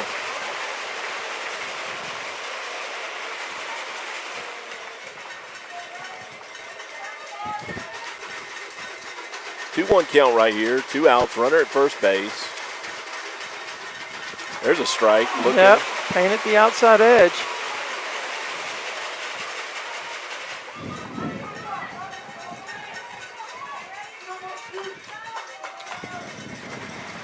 Might check him at first right here.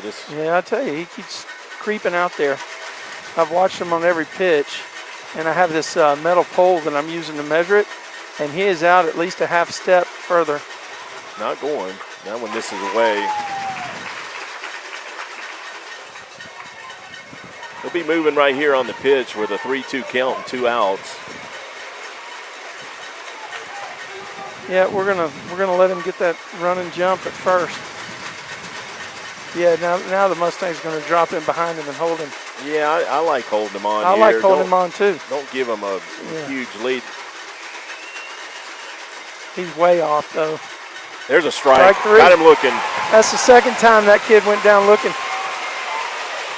Yeah, he didn't like the call, and coach said you need to go, or I'm sorry, the umpire said you need to get to the dugout in a hurry.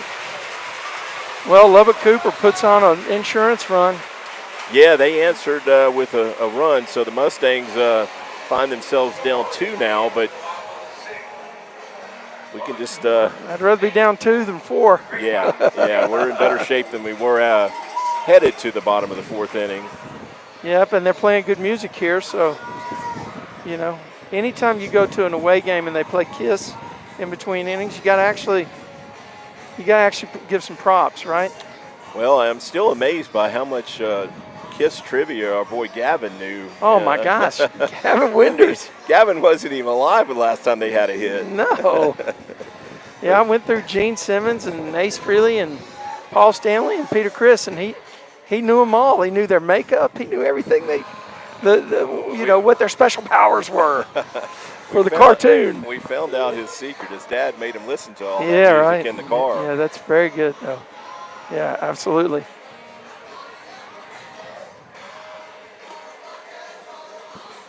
So the Mustangs will have Connor Ray leading off the bottom of the 6th inning.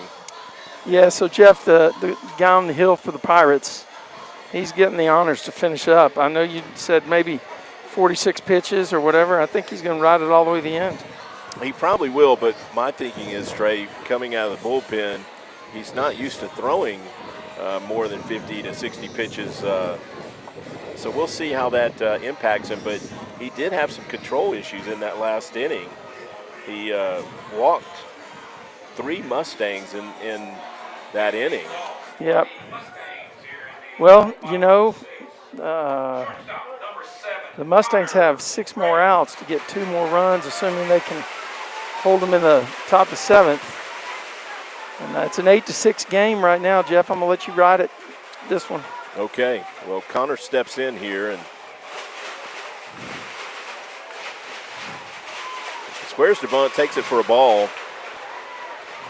I love that on the first pitch, Jeff. Yeah, he brings because that. the third baseman came in 2 steps now. He did, and I almost felt like, though, he really intended to bunt if he got a strike. Here comes that pitch, misses inside, so 2-0 count. I think if he turns his hip the other way, he could be on first base on that one, you know. You're right. We'll take a base run any way we can get but one right now. But his stance doesn't, kind of support that. That's a strike right there to make it 2-1. I don't know if Connor was taken, but I actually thought he might be taken in that spot.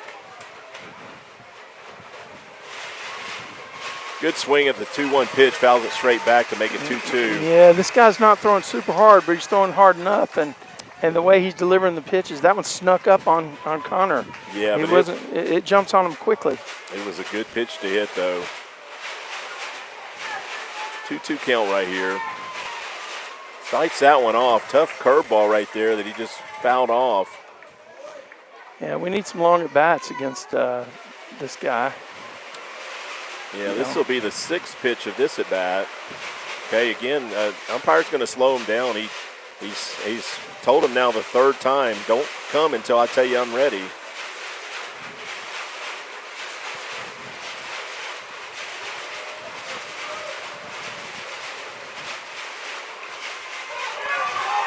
Okay, that was a close pitch that makes it a full count. Yeah, I don't know. That one wrapped around, man. That was close. Yeah, Connor needs to. Okay, that one definitely missed inside, so we get a base runner right here.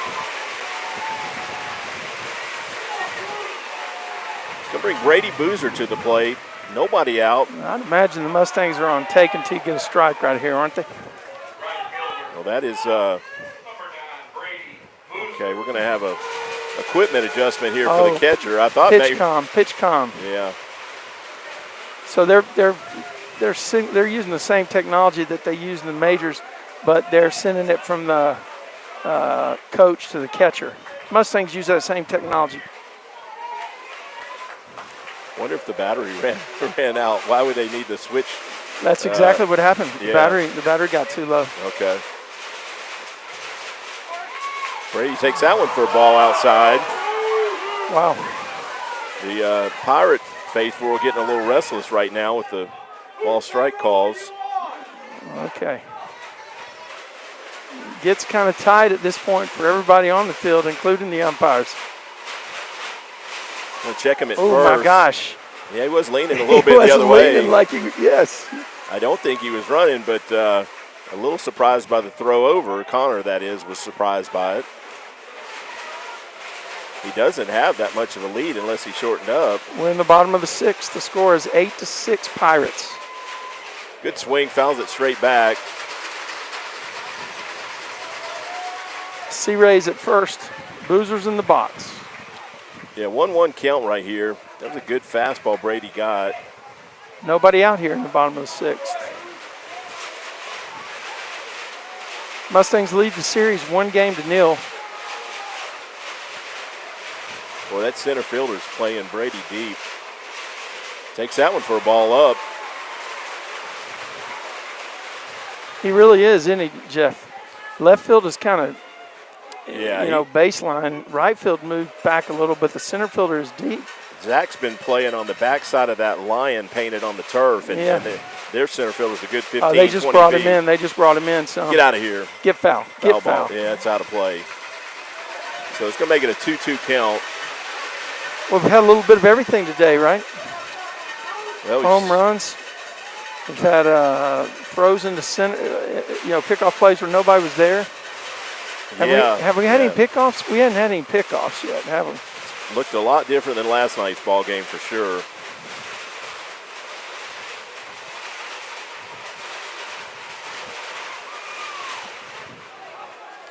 He fouled that one. He checked his swing.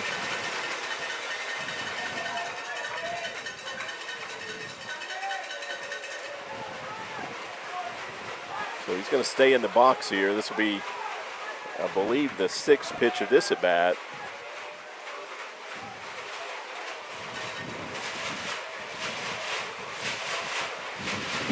Big hole on that right side for Brady if he can find it. There it is. Get down the line. It is a fair ball. He's going to be at third, Jeff. Yeah. Fastest guy on the team, maybe. Yeah, no, they'll hold him. Yeah, they're going to hold Connor at third. You can't chance it there. And the right fielder got to that one in a hurry, but nice hitting right there, Brady. Oh, my gosh. He dropped the barrel of the bat. He got a pitch that he liked. I'm not going to say where it is because I don't want anybody out there listening to know where it is, but you and I know the one he likes. And he yanked it down the right field line. I thought it was going to be 3, but the right fielder did a great job getting over there and cutting it. Yeah, I thought he had a chance to get to the wall, but he cut it well in front of the warning track. And we're going to get a mound visit here. Let's see if they make a move because – tell you what, that ball gets to the fence. It is a triple, Jeff. Yeah, but down 2 right there, you can't take a chance with an out at the plate. And they are going to make a pitching change. And I had a feeling Robertson was pushing his limits there. You did. You kept saying it. You said 59 pitches for him. And he's only pitched 40 max in spot relief? I don't believe he was probably called upon to go that long too often this year. Well, he's also – I guess their coach has to manage it differently than Coach Webster, right? I mean, their coach has got to manage it like he's going home. I believe this may be the shortstop coming in to pitch, Trey. I mean, their coach's thoughts got to be totally different, right? I believe this is Cook, the shortstop, coming in to pitch. All right, let's make sure we got the ambient turned off. I do like the song here, but hey, let's go ahead and play another UIL commercial. We'll be right back. You're listening to Mustang Baseball Live on Tradio.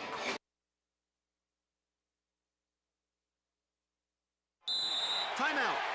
All right. Remember, we're a team that plays together. Listen, the winning will take care of itself. We just have to get everyone involved. In interscholastic sports, we celebrate what makes every one of us unique. And in the pursuit of a common goal, everyone in the huddle, in the bleachers, and in the community comes together. This message presented by the UIL and the Texas High School.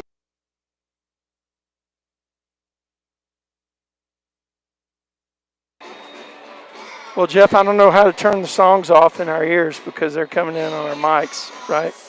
Yeah, we fought that last night, but the Pirates go to their shortstop, Gus Cook, on the mound, and looking at their recent playoff pitching action, Cook is the guy that I thought would be their Game 3 starter. So, Trey, they're laying it all on the line right here. This is a must-have game for them. There is no Game 3 if they don't win this one. Right, so they're in an elimination spot and can't take the chance. They're going to put their third best pitcher, at least on paper, from what I saw. They're going to put their third best pitcher out and ask him to close his game. Yeah. If he's successful, they'll have him start game 3. Yeah, that makes a lot. That makes sense, I guess. But I'm where I am on this though is these Mustangs came up here in the bottom of the 6th. C-Ray worked a big time walk, and then Brady Boozer, man, he got a pitch. Oh, I'll just say it was low inside, and he dropped the barrel and he yanked it right down the right field line. Maybe one of his better hits for the year in terms of follow through and hitting it out front. Well, just a huge spot. It was real close to being a triple. Yeah, huge spot, and Mustangs now have runners at second and third base with nobody out, and Luke at the plate. Here's the script I want, Jeff. I want a home run right here. I want him to go yard. Now you're getting greedy. What happened to that single? No. Single could tie the game. I'm going to be greedy. Takes that one for a ball right there. Cook's got good velocity, and as a shortstop, you know he's got a good arm. You can't play shortstop if you don't have a good arm. He is a right-hander. Takes that one for a ball outside. He's not arguing. He's tapping himself on the chest like, my bad. So yeah, no doubt that one missed. Yeah. The first pitch I thought that was close. Yep. So what do you do with Luke right here? Do you give him a hit away or take? I give him the hit away. Yeah. Let him get his pitch. Let him turn on it. One of our best hitters. And take that one for a ball up. And that was an off speed. Did you see that? Yeah. They're not giving him a shot to hit a fastball. Yeah, he's searching a bit. Now I think you take here 3-0. Yeah. I agree. Oh, they are playing back, Jeff. They're infield. They're with a 2-run lead. That's the right move. Yeah, that's a base on balls. They weren't too worried about it because first base was open. I think they were thinking, okay, if he walks, it's not going to hurt us. Just don't let him hit yard. Yeah. But maybe they didn't look at Graham where this guy hit one out. Well, I feel like Cook was just having a little trouble finding the zone there. Yep. Well, Goldie. I mean, we'll see, but Goldie's been solid in these kind of spots. See, they are going to come up on the corners and try and cut that run down at the plate if it's hit to first base or third. Yeah, but back in the middle trying to get 2 outs. Pickoff play coming. Oh, somewhere. Wow. He didn't know where it was supposed to go. Trey, I saw. It was supposed to go to second base. Did you see that? Well, honestly, I thought that was an intentional play. Where they get the eyes of that guy? They fooled me. I thought they were going to second. They went to first, and I was relieved to see Luke going back to the bag. That one misses up right there. So Pirates pitchers are having trouble finding the strike zone this inning, and actually we saw the same thing last inning. I'll tell you what, Jeff, a walk is a run.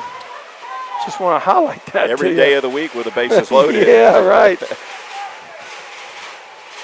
1 ball, no strikes. Mustang down by 2, and there's a strike. Yeah, looked a little bit out, not a pitch you have to swing at. I think he would have been swinging. This is a kid where you might consider a squeeze. Yeah. I know it's a force play. You don't have to remind me of that, but the only reason I don't like that is because that first baseman and third baseman are playing tight. Yeah, gotcha. That one's down. It's a ball. He hit him. Oh, no, ball. Okay. We'll take it. He didn't stop. He didn't stop. So they called it on us earlier, and we get the same call for our benefit this time to make it an 8-7 ball game, and the runners moved to second and third, and still nobody out here for Zach at the plate. So balked in a run, 8-7, bottom of 6. Mustangs down by 1 run. Now they are going to bring the whole infield in. Runners on second, third. Now I'm thinking, I'm telling you, I don't mind the bunt. This guy's a great bunter. Bunt it to first baseman. Oh, how about that? No, it's going to. There's not a lot. That's a ball that went over his head, but there's not a lot of room behind the backstop here, so you don't have an automatic run. But I do want to tell you that the pitcher wasn't even coming down. Yeah. Pitcher was not coming to cover. It took such a big hop that catcher was able to field it, though, pretty much where he was squatting. 2 balls, 1 strike. Brady Boozer at third. Luke Esquivel at second. Goldie is in the box. Oh, there's a ball that's going to score the run. That's going to score him, yeah. It's a ground ball to the third baseman. It may as well have been a swinging bunt, right? Hey, listen, he gets an RBI and he ties the game. Yeah. We'll take it. We got an 8-8 ball game here.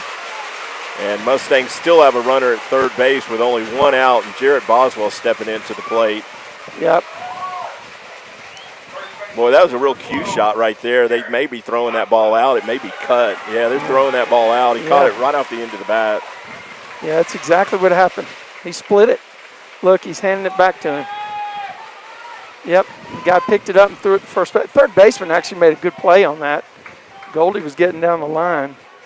Not much he could do as a defense. They're going to put him on base. I was about to say I'd like to see Jarrett get one up in the air again. So here comes Lolly. Yeah. That actually was a good, I think that's a good coaching move right here. Oh, they're going to pinch run for him. Yeah, it looks like, is that Derek Dwong coming in? Yes. Yep. So. Yep. So this is that one-time substitution. Well, with one out, that makes a lot of sense. You play for a double play in the middle. Yeah, I think as far as the Pirates go, is a good choice. But also, I like seeing Dwong come in to run in this situation. Right, he's a guy that can steal a bag. He's pretty fast. Yeah, it makes a lot of sense. And they can Coach Webster's got all kinds of first and third place. So. Well, I didn't even think about that. I kind of like. I like the early. I like the early. Okay. Let's see.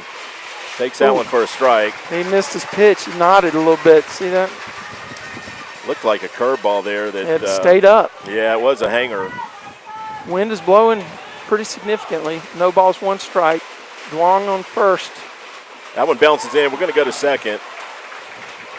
And that's Luke Esquivel down at third. Mustangs were down 7-3. Gianni Corral home run made it 7-6. Pirates added a run in the top of the sixth, made it 8-6. Stangs have come back to tie it here in the bottom of the sixth. Zach Goldstein with a grounder for the third baseman and driving the tying run. That's going to get down for a hit, Trey. Hit, yes, to right center.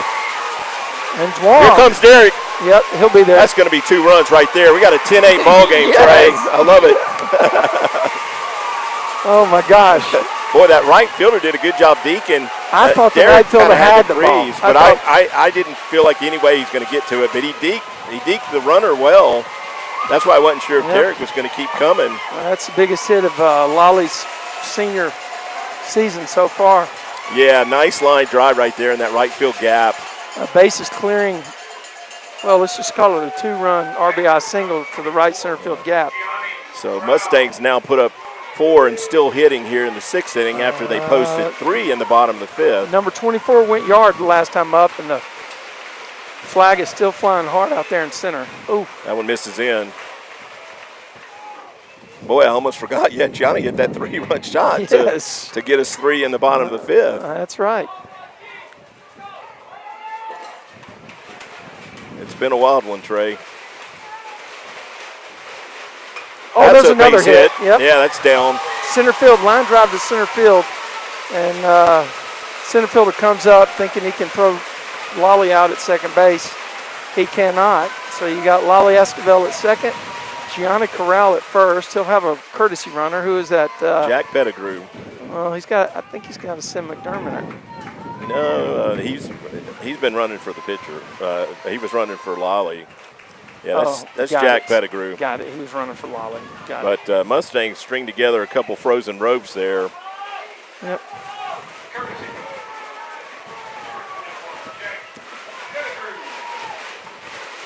Mustangs with 4 runs here in the bottom of the 6th have flipped a 8-6 deficit into a 10-8 lead and only have 1 out in the inning. And there's a great bunt. Good bunt. He might make that. He's Get by him, yeah. He overthrew it at first base. Here comes Lolly. We got at least We're 1 going run 3. in. Okay. There we go. We got an 11-8 ball game now. Gosh. Oh, Colin Park put it down. I don't know. It might be an infield hit, Jeff, but the ball got by the first baseman. Trey, you know what? But they had the wheel play on. Let me tell you something, though. That's Jake Quaglia at third base who's been playing first base. Yeah. That's what happens when you have to move your shortstop to the mound. Then all of a sudden the third baseman goes to shortstop. Right. Exactly. You move a lesser defensive player over at third base. Not to take anything away from Quaglia, but he's a starting pitcher first baseman asked to play third base. Yeah, right. So Well, but a good bunt right there by Colin Park. Take nothing away from him. So here's what I saw on that too, is that was a wheel play where the runners are breaking on the pitch, and he gets the bunt down, and he kept him going. As soon as the third baseman fielded it, he kept the runner going. He never even hesitated. Yeah. He ran the guy from second. That was Lolly. All right, so here's Thomas' superpowers. Yeah, Mustangs up 11-8 now with a 5 spot in the bottom of the 6th and still batting with 1 out. Okay, he's going to slow him down again. But still only 1 out, so again, this is a big contact Jeff, spot. I like the squeeze play right here. I'm surprised they're not playing in on the infield. They're playing back in the middle for 2, I guess. But yeah, but on the corners, you'd expect them to be in. Foul ball. You see that Colin was leaving on that pitch. It looked like it. Yeah.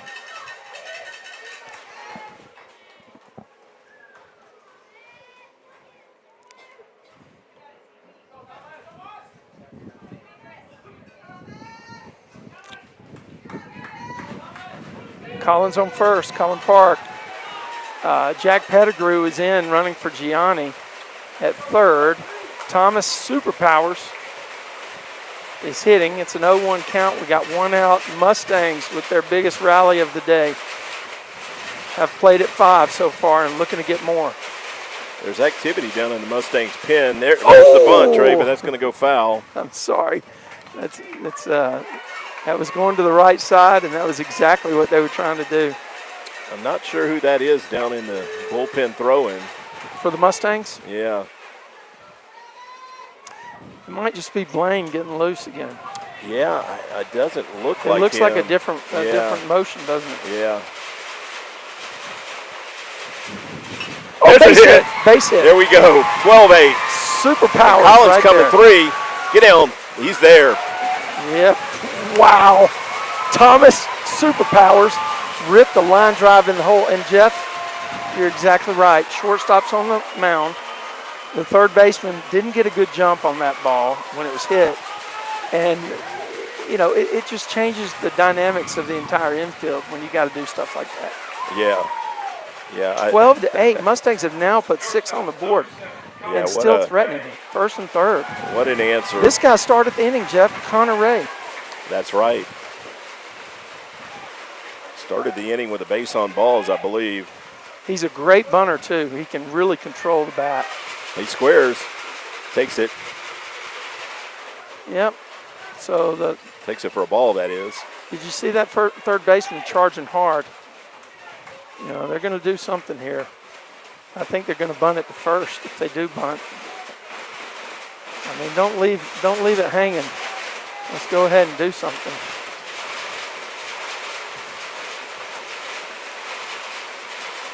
He's swinging away that time, and he took the ball outside. 2 balls, no strikes. Jeff, it's a hitter's count. He might try to do hit and run instead of a bunt right here. Yeah, I like him swinging right here, honestly. Yeah. I mean, a deep one is a backbreaker.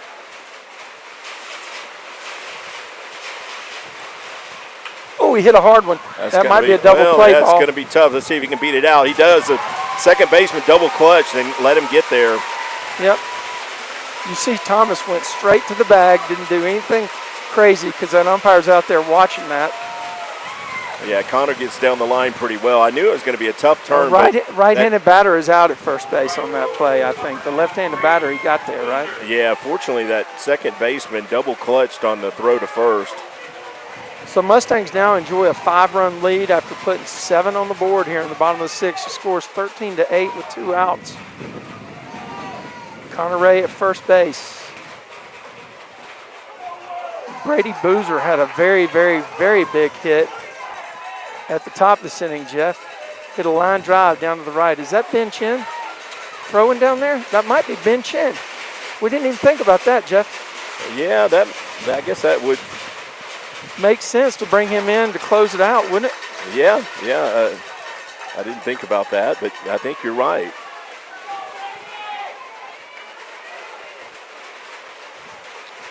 Two strikes on Brady now. He's taking 2 strikes. Let's see if he puts one in. Oh, they got him swinging. You can't be too upset about that, Jeff. The Mustangs rolled it over.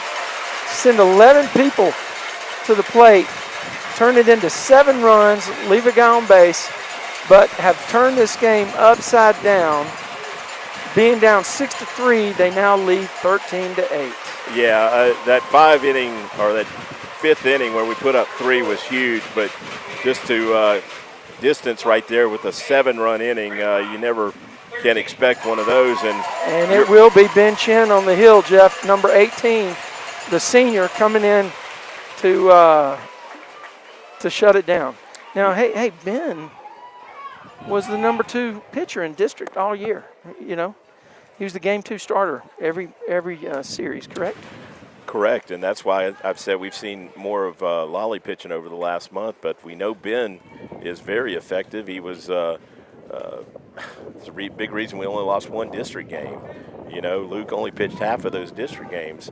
Ben started the other half, and Ben has got a good fastball, good curveball, and Coach Webster told me in an interview earlier in the playoff run, if Ben's got that curveball and fastball working, that's all he needs. Two good pitches, and that's all he needs. That's a good one he threw right there warming up.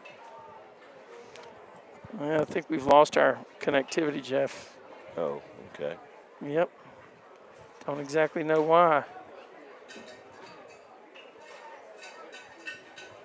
Let's see. Has this gotten too hot? No. We're good there. Is this still blinking over here on this one? Yeah, it's still green. Okay. Number 18, Ben Chin. Are you listening? Can you hear us? Are we live? She says we're live. It says reconnecting. Hey, well, he didn't think we were connected.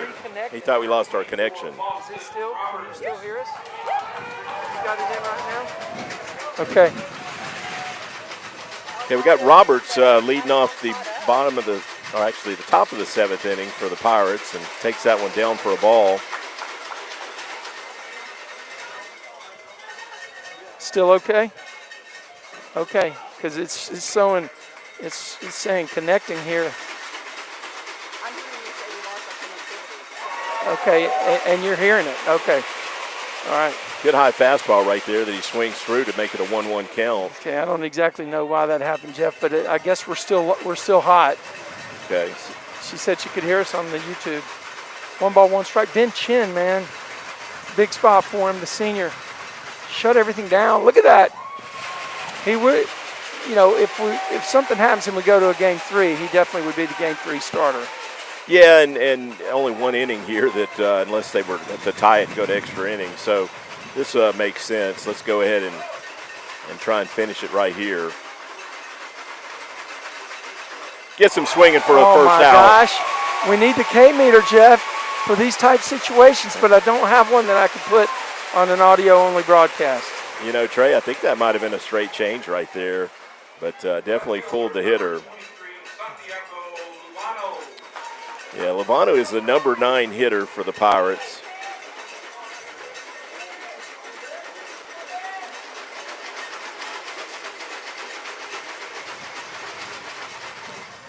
Good fastball right there. What a great pitch. I mean, he basically knows he has one job. Come out and pump strikes, right? Exactly. You got a 5-run lead. Yeah, Ben's got a big frame, and he's just pounding the strike zone here. Don't give him anything free. There's a ground ball to Connor. That's going to be the second out. Another solid play right there by Connor Ray, and Mustangs are 1 out from moving on. 1 out from being in the Final Four for the 2nd straight year, Jeff. 1 out. Jeff, they were down 6-3 at one point in this game. Actually, Trey, 7-3. It was so a I'm 4-run. wrong. Yeah, you're right. It's a 4-run deficit. Yeah. Down 7-3. And they've outscored them 10-1 since that point in time. Yeah, what a response by the Mustangs. But need to get Torres here. He's the leadoff hitter, and he has been on base all day, it seems. That's a fastball that bounces in.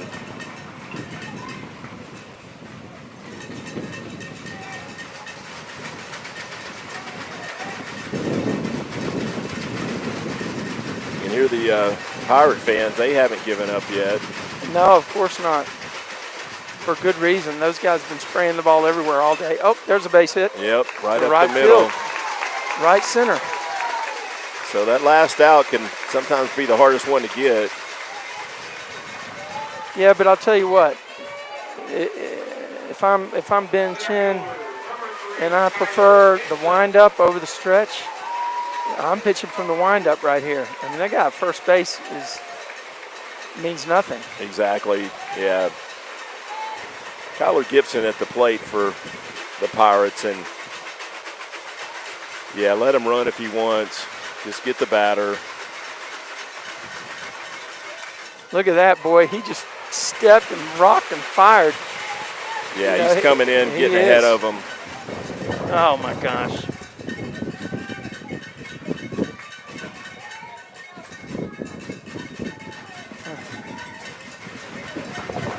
So 0-1 count right here, 2 outs, runner at first base. Mustangs ahead 13-8 here in the top of the 7th inning.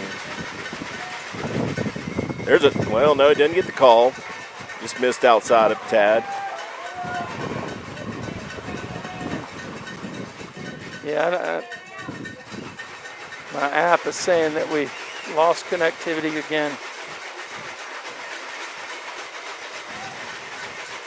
There's a strike. That ball's down going to the be line. foul. It's going to be foul. Yeah, no one's going to get close to it. So Mustangs now 1 strike here from advancing. 1-2 count here on the hitter Gibson. Well, I got to be honest with you, Jeff. What I would throw right here is the slowest pitch I have in my arsenal. And if it's a breaking pitch, that's what I would be doing.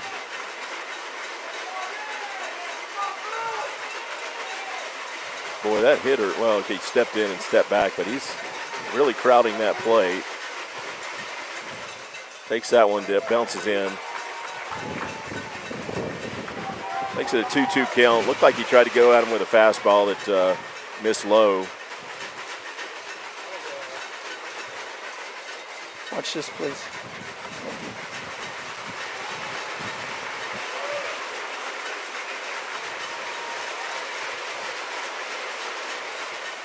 Got him. Oh. Just missed inside right there. Runs that count full here.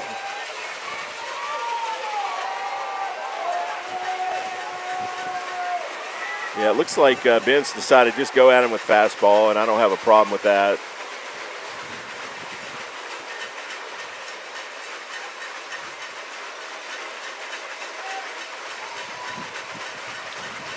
Here comes the 3-2 pitch. Gets him swinging. Mustangs going to throw it to first, but I don't think it matters. That's ball game. Mustangs are going to the Final Four again.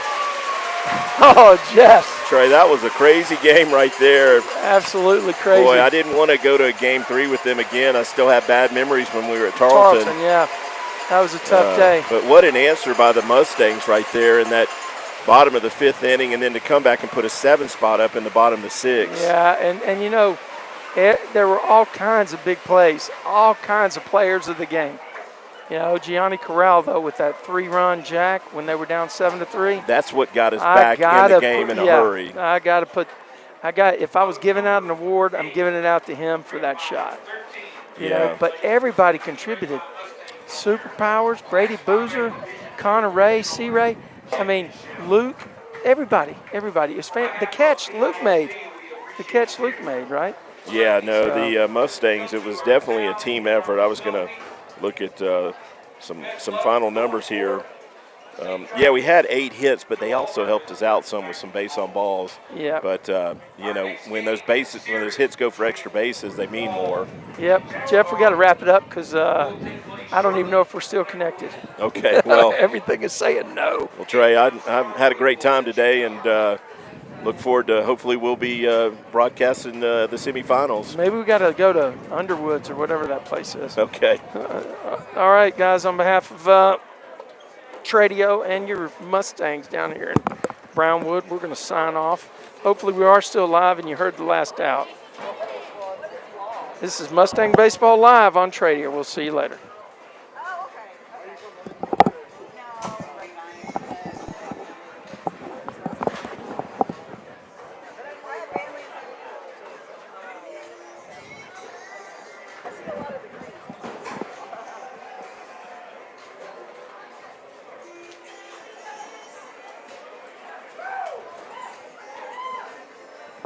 Okay.